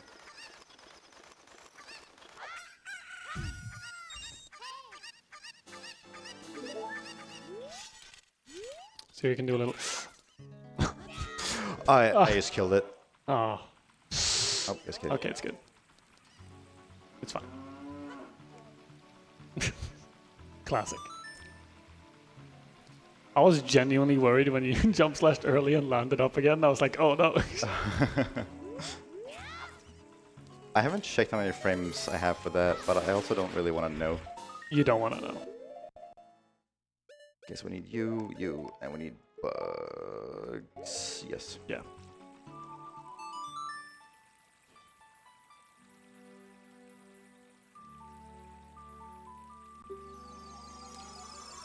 So now we're gonna get Mask of Truth, and then there's some mini games in the market we're gonna clear up. And after that, there's some more mini games, but in Lost Woods. Yep. This is very much the calm before the storm, as well. So here you can see what Axel was talking about earlier. When Yeah, just talk one text box, and then there's Mask of Truth. Yep. Grab it. to skip the whole. It's so many text boxes, but yeah, you skip all of it. I don't know the exact number, but Yeah, and it's slow text too, so you can't skip through it. yeah. But you get to test your aiming. All right.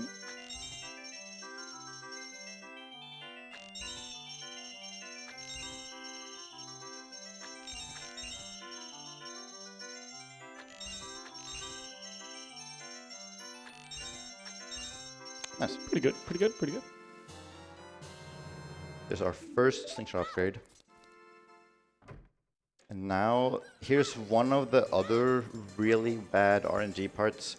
So the reward you get here is random, but it's always on the same cycle. So the first item in the chain of items, or the, yeah, oh shit, Oh. we got the good one. Yeah, that's a good one. That is really rare. I haven't had it happen in a while. I think there's about 6 different items. Yes. 5, actually. I want to say. Oh yeah, it's 5. But so you have to cycle through them, and it's really, really, really slow.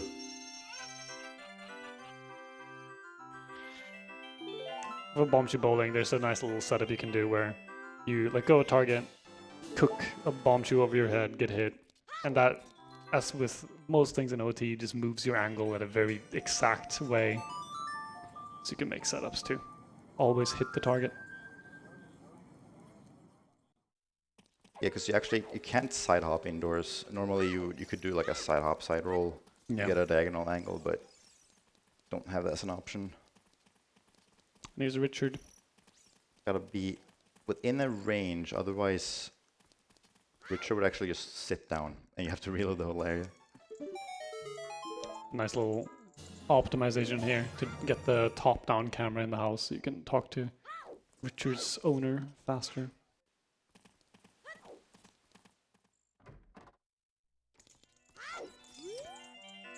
Everyone's favorite. All top. Ah, All bottom. all bottom maybe. Should do the last one without lens. Oh yeah. 100%.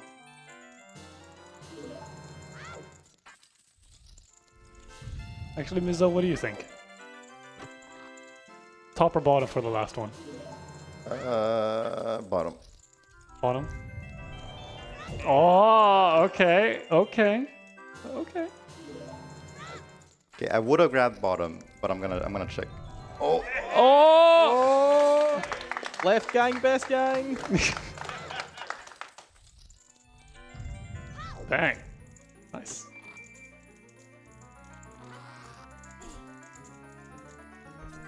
and then we're actually gonna save warp out of here to not backtrack all the way through those rooms. Yeah, there's a lot of doors. Save and then. And as Child Link, when you do this, it puts you in Link's house instead of Temple of Time. Yep. Although if you save in Temple of Time as Child Link, I believe that sets your it takes you back there when you boot up the game. Or is it the other way around? I think it's if you as Adult save Link? Adult Link in Link's house, it takes you back to Link's house. Right. I don't know if the same is true for Child Link and Temple of Time. It might be. I'll leave that as an exercise to the viewer. Yeah.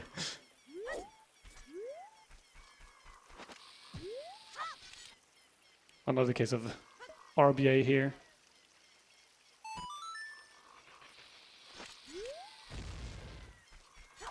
Perfect.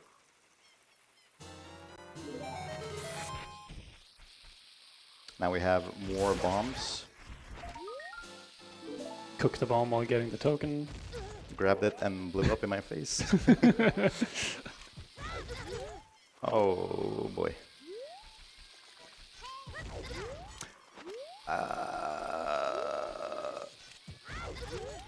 There we go. Third time's the charm.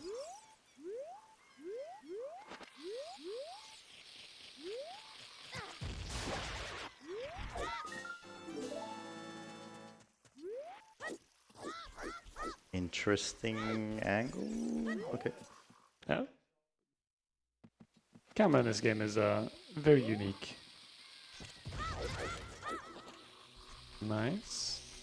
There's a little bomb throw you can do to Try buy. and cook this bomb here and grab it and hess off it. Ooh, nice. It's one of my favorite little things to do in this game is just pre-cook explosives while you're doing other stuff. It's very cool. Alright, so this part's really, it can be really bad because we have to grab 2 bugs. But sometimes they'll just run off the cliff and sometimes they'll just not dig in the hole. We got really lucky here. That's good. probably an early pull on that. Nope.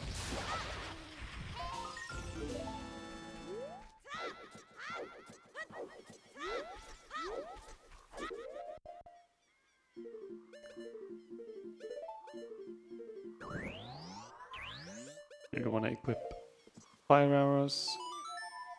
So fire arrows as Cha-Link, it functions as basically a slingshot.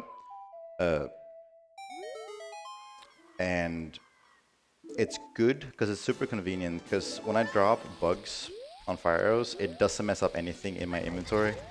It actually gives me fire temple map, I believe. Yeah, fire temple map and boss key. I was too close. You can do a cool thing there where you side up down to the where the Ocarina minigame is, but that fence is unfortunately a cardinal, so it's a sticky. Yep. That's the last slingshot bullet bag upgrade, so all done with that. Oh no, I'm gonna have to do this legit. Oh yeah, I believe in you. Lock in. Log in. Oh my God. Lock in.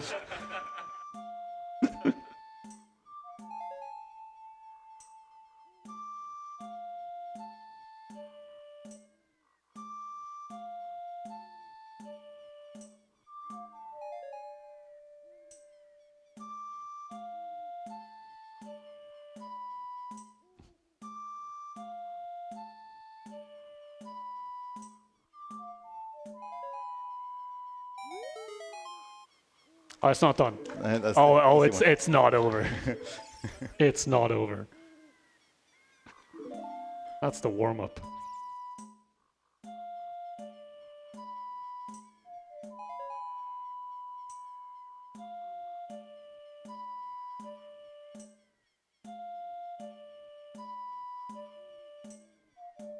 There's no C-ups. I don't like the C-ups. Watch it do it. Okay, good. Okay.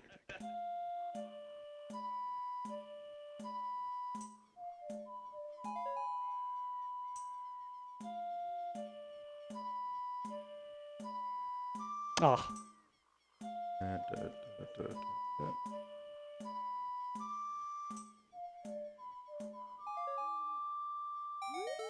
okay, okay. Getting closer. That's gonna be the whole board.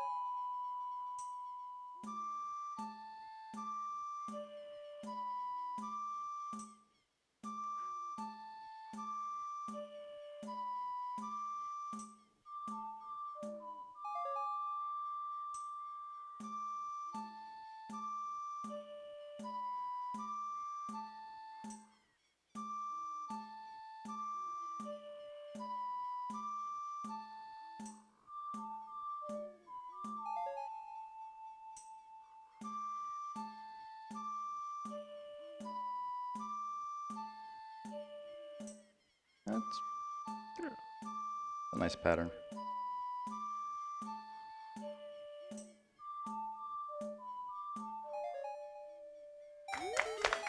Made it through. Goldfish memory prevailed.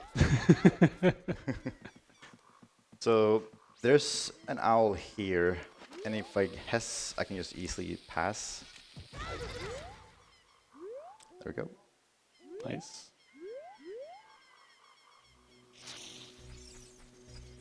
Yeah, here. The nice thing of having fire arrows equipped on C, right, is you can drop and catch these. Oh! No, that's fine. It's fine. Yeah, it's fine. You and what I could have done, I could have swiped a bug, and that would have actually also given me fire temple key, boss key. But that's only useful if I mess up. Yeah. And that's not going to happen. Well, hopefully. I shouldn't have said that. Maybe I cursed you now by saying that.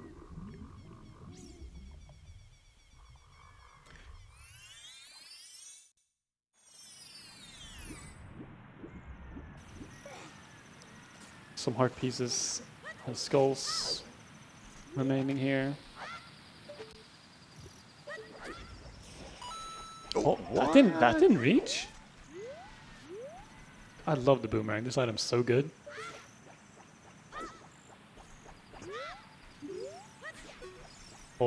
Oh.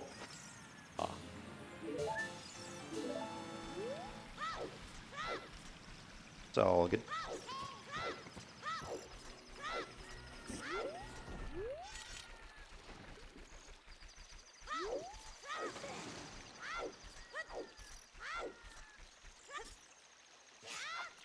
Nice. Some frog songs. Oh, yes. Wonderful. We have an 11, no message, but $11 from Pouch from earlier, and putting that to the Grand Poo World Free Bowser DDR fight. We have $10 from Youth and Aura in the front row. I dread this. Found some ones that are impossible for you, Mizu. Don't send them to me. Pause. Staratar is better at Dissidia any percent. No, he's not. He's like... I'm like 1,000,000 against him. But also, really? Red lorry, yellow lorry. Red lorry, yellow lorry. You're a terrible person, you know that? It's like the most basic one. And we have a $5 donation from Majestic Melville, who says, one more for the road, Mizu, for the Welsh. And you've sent me this nonsense this nonsense Welsh town. That's just going to upset them even more, no? What, the Welsh or the French? Oh, both. Oh, that's fine. I'm away from both of them. Lying for our pures was a bunch of blooming gibberish, and then we all go at the end. It goes gawk gawk gawk. You can look up the Channel 4 weatherman that does that if you want it. You know what? Tell you what. For next event, I'm learning how to say this, so you can all donate, and I get it perfect every time. Oh yeah, you get a cut. I get a cut.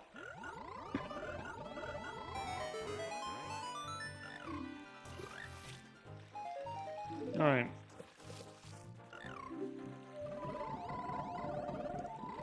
There we go. I actually had to pull that up because after all these years, I still don't know that song.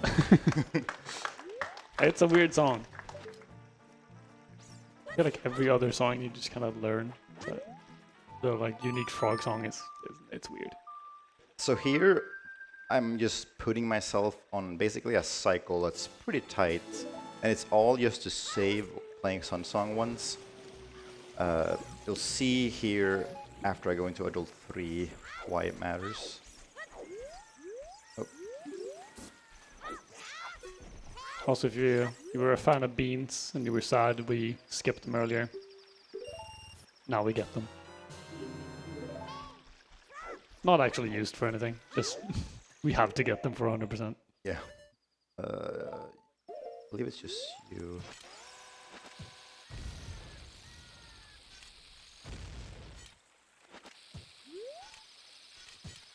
Wait, how do I do? A ground jump? Yeah. I already had ISGs. I was trying to do it without pulling my sword out, but...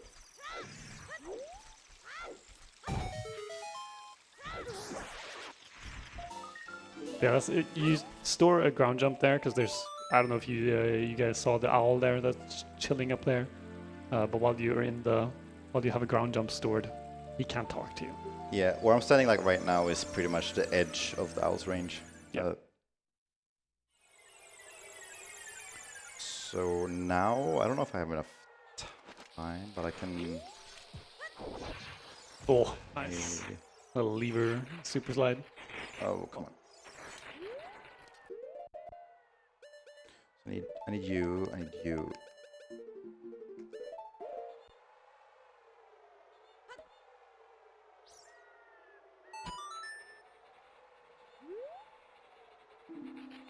can Gonna try to stall time of day here with the Yeah. text.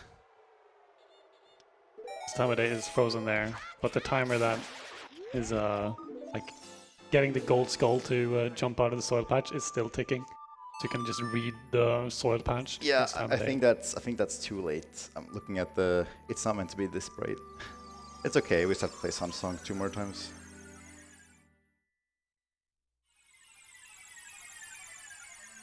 Also, putting the giant's knife handle. I don't know what it's called, but broken giant sword or broken Goron sword. Yeah, the broken Goron sword on C right. oh boy.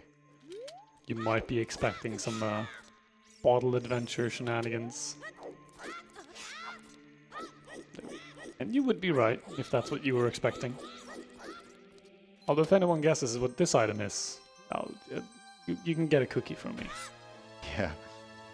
You can tell me after, because even I don't know what it is.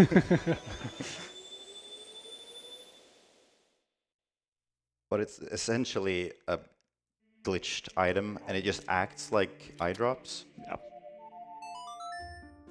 Because that handle just points to a really high item value. Yeah, it points to like your a part of your quest status screen, so it looks at like what medallions you have, what songs you have, essentially. And since you have a lot of those currently, we're only missing the fire medallion. It's a very high number, so we have a very, very high valued item ID. So we did not forget this heart piece earlier. It's just better to get it now. And that is the last piece of heart. Go so far down there. Scary. So again, long shot showing why it's the GOAT. Yeah, so normally what would happen is you come out here and then it's like about to turn day. And you have enough time to receive the item, the claim check, before it turns morning. And that basically, because you have to wait 3 days, but it's technically 3 nights or 3 mornings. Yeah. So if it's already night and it's about to turn morning, you basically save that extra Sun Song, but now we're gonna have to play 2 Sun Songs. When we were only meant to play 4.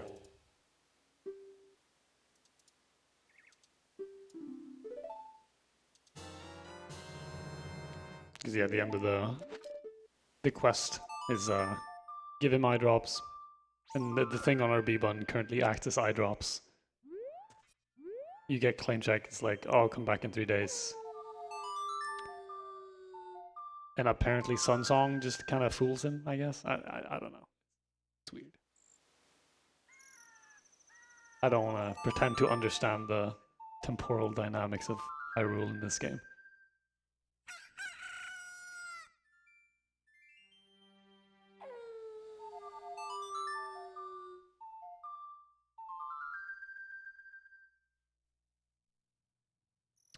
Kind of using the moon and the sun as a cue here for when to pull out Ocarina. And the reason I'm just flicking Link up and down is just, if I don't touch anything, the camera's gonna start rotating, because it really likes to be behind Link. It's not true for every area. I know in dungeons it doesn't do that. But here, if I just don't move, it's gonna... Oh, I got stuck on the wall. But that's it. That's the last thing outside of well, not really.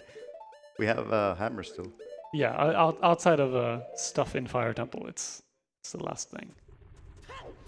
So not much left.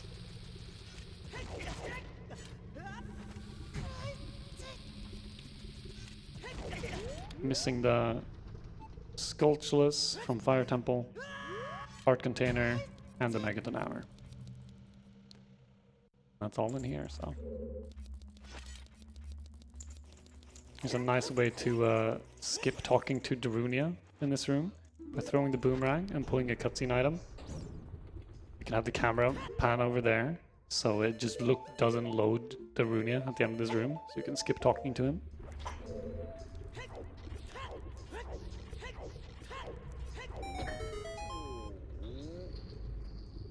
Yeah, the Runia only triggers the cutscene if you look at him. Yeah.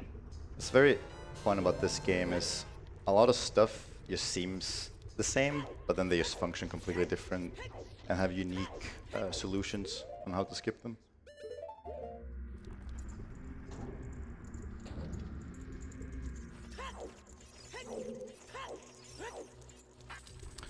So I believe Fire Temple is the temple with the most keys. A lot of keys. Yeah. A lot of keys in Fire Temple. Fortunately, we only have to save a few of these. Yeah, we can skip a lot of the small keys. It's mainly the first one in the Darunia room, and then the 2 here. Don't worry, they'll find their way out. They do.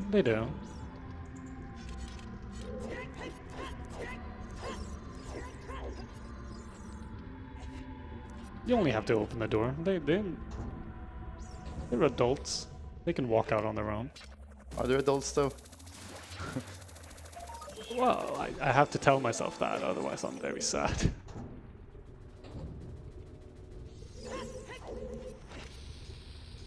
That's a nice little house you can do here. Perks of having the Goron tunic. Yep. Hitting that slope in the corner is just enough to give me more time on the Link's take damage from the lava timer. With Clear Tunic or Sword Tunic, the moment you hit lava, you're gonna take damage, and so you can't hest like that on lava. Yep. Goron Tunic does take damage, but only after a while. Yeah, it's way slower. So you can usually, with a good angle and a plan, you can usually avoid taking damage.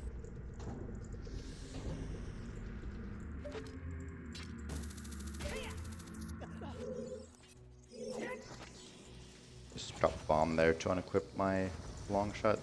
Yep. Again, we haven't really talked about it too much, but generally speaking, the put away animation for items is pretty slow. Hook shot and long shot especially so.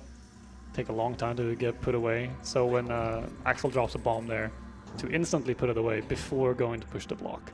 Otherwise, when Link starts to try to push the block, we'd have to do the whole put away animation for long shot, and it's a long animation.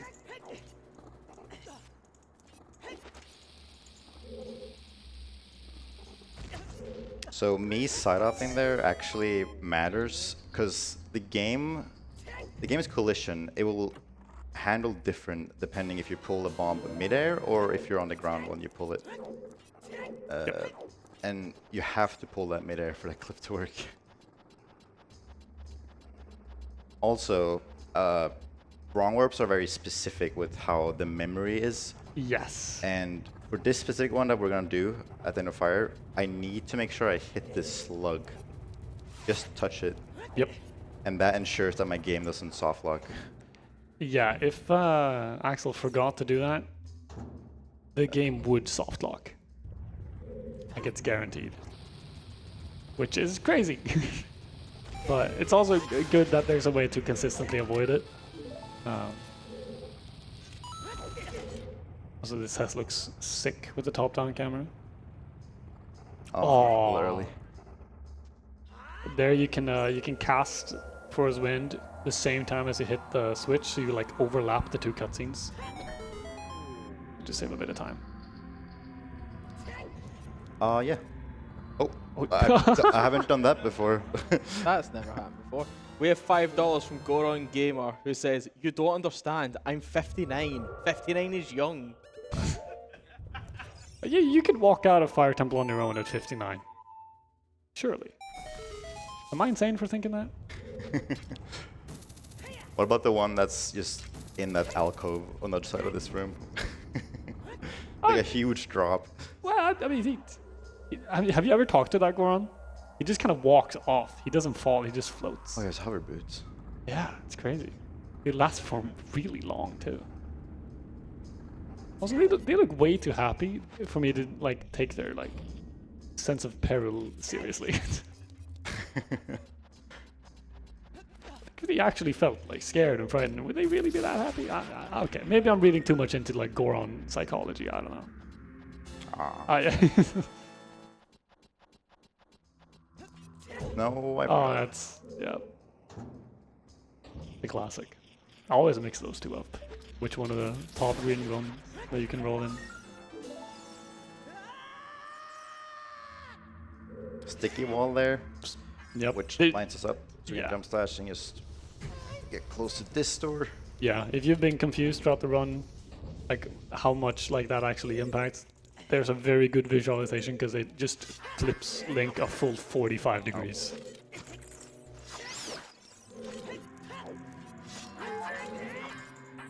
So it's a nice little setup to clip into the pillar there.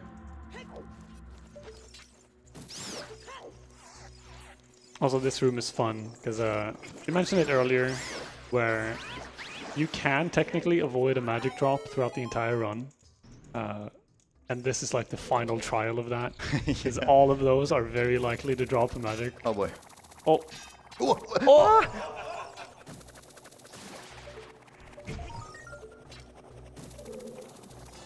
there we go. That's the last goal.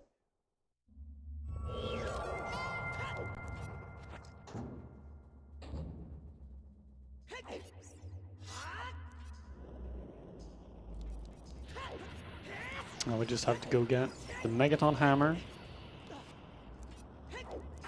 Yep, just gonna go all the way top of the tower, get hammer, and then from there we can do a very cool boss skip.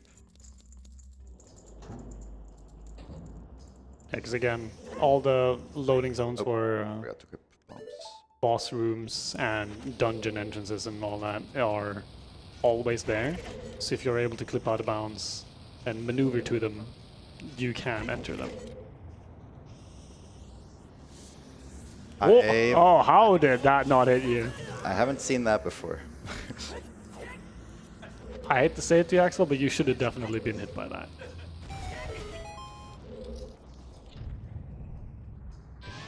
That's insane.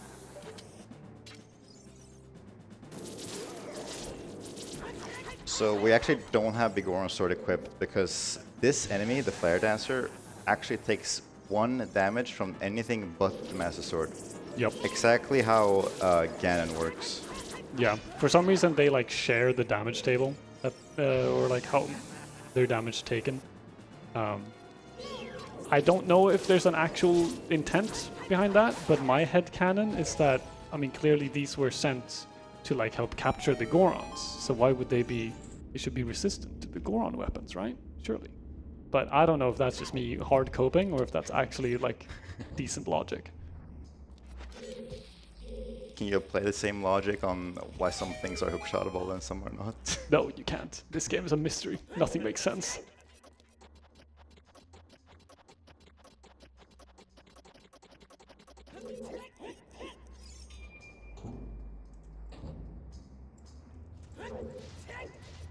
So here's the hardest part of the whole run. Yeah, that switch is a tiny, tiny bit like raised. So getting on top of that switch is actually trickier than it seems. And then walking here is always scary. Should be down on my stick. Yep.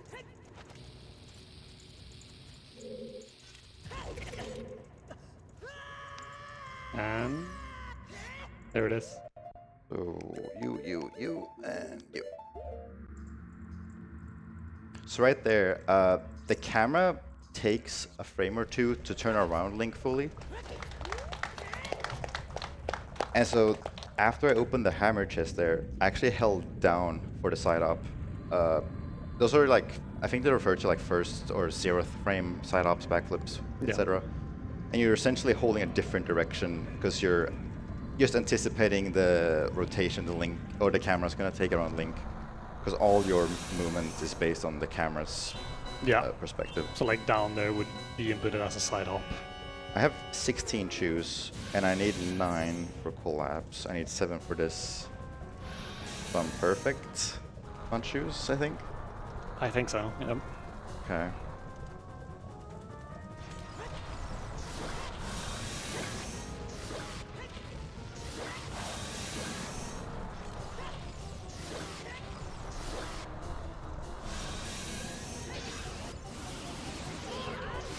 Nice. So I got the most unlucky spawn there. Yeah, it's really, really impressive that you fixed that. You can do that with one cycle. Essentially, the idea is to stun and then you do the last few 2 hits, because Volvagia has 2 parts. The flying part is actually right where Volvagia last went down in the hole, which is right in front of you, because that's what happens during the intro cutscene. Yep. So there's And so you can hit that lower body with explosions. Here is Axel's going to be setting up for another wrong warp, the last one of the run, in fact, after having gotten the last heart container needed. So going to be dropping and catching this fish to do Ocarina items on this blue warp. And this one's going to be pretty complicated. So we want to maneuver over to that door over there while the blue warp is ticking. So just side up, side roll, jump slash to clip out of bounds, manip the camera in a certain way. You have the floaty properties from the blue warp. You retarget on a specific frame, turn left, spin around the camera while looking at the warp for a certain amount of time, target this wall, and then you slash the hammer and target on a very specific frame, and you warp to the collapse. So that's the easy part. Now it's the Yep. Then here is a very, very, very precise bomb to hover. The way you do bomb to hovers, your position can change slightly depending on Link's feet stance. There's a left stance and a right stance, and how many hovers you do of each stance, and in what order can change your position. So the way I think that worked. Okay.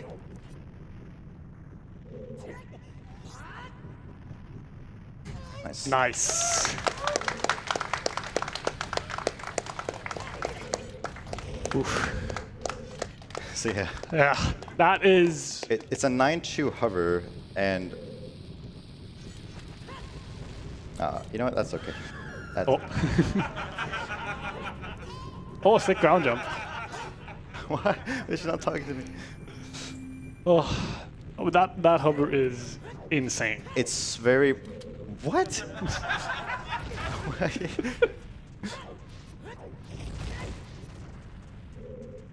Kiss. Yes. Yeah, smooch. Oh yeah. So the stances, it's basically 1 left, 2 right, 1 left, 3 right, 1 left. So 9 choose, including the first one, and they're so precise because depending on the stance, it needs to be a certain frame that you drop them on. So the left stance one has not the very first frame, but you have to delay it by 2 frames. So shield, wait a frame, and then backflip. But then the right stance one has to be on the 0th frame or the first frame. So you have to like alternate your timings as you're alternating the stances. And then on top of all that, also make sure that you're like in the right stance when you drop them. It's really scary. Yeah, it's insane that you nail that. It's really, really, really hard. Cannot underestimate how difficult nailing that is on just a marathon setting like this, or even just on PB attempts, on world record attempts. And you might also notice that we skipped the collapse cutscene. Because if you remember, we got caught by the guards in the Garuda Fortress. And that shares the flag for some reason. So we skipped that cutscene. Yeah, here it is. The final boss. Every Skulltula, every heart, every dungeon, all the items, all the upgrades. Also, we jump slash into the fight, so we're just gonna stab with hammer. Yep. Clears it in 3 hits. Well, there we go. Yeah, normally phase 1 is supposed to be 10 hits of anything, but since you're knocks Master Sword out of your hand. But if you jump slash with Master Sword and store that damage into your crouch stabs, you can crouch stab with anything and do Master Sword damage.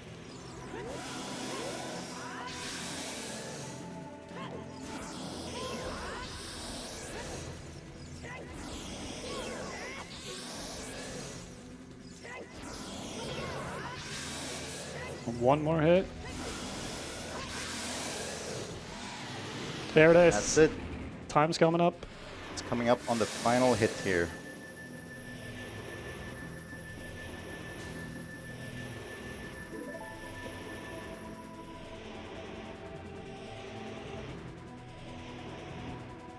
All right. 3, 2, 1, time.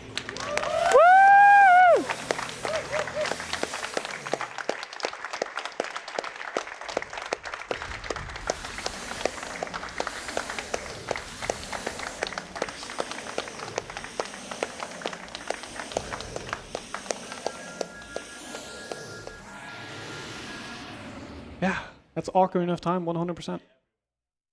That's it. Very, very, very difficult. Very long, too.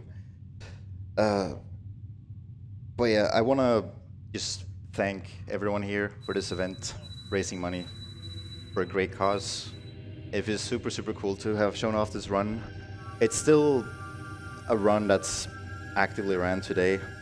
I run it, and there's actually quite a bit of competition right now. So definitely check it out.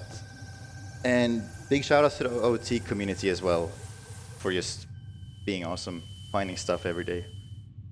It's a huge community, still like daily discoveries, super fun to be a part of. And thank you so much for commentating, Nalle. Thanks for having me. Thank you. Been a pleasure. You're too slow.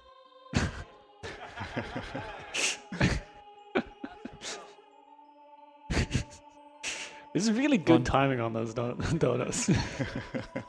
One final donation of the run, perhaps, lads. That's a $100 anonymous donation with no message. Bless you. Thank you very much.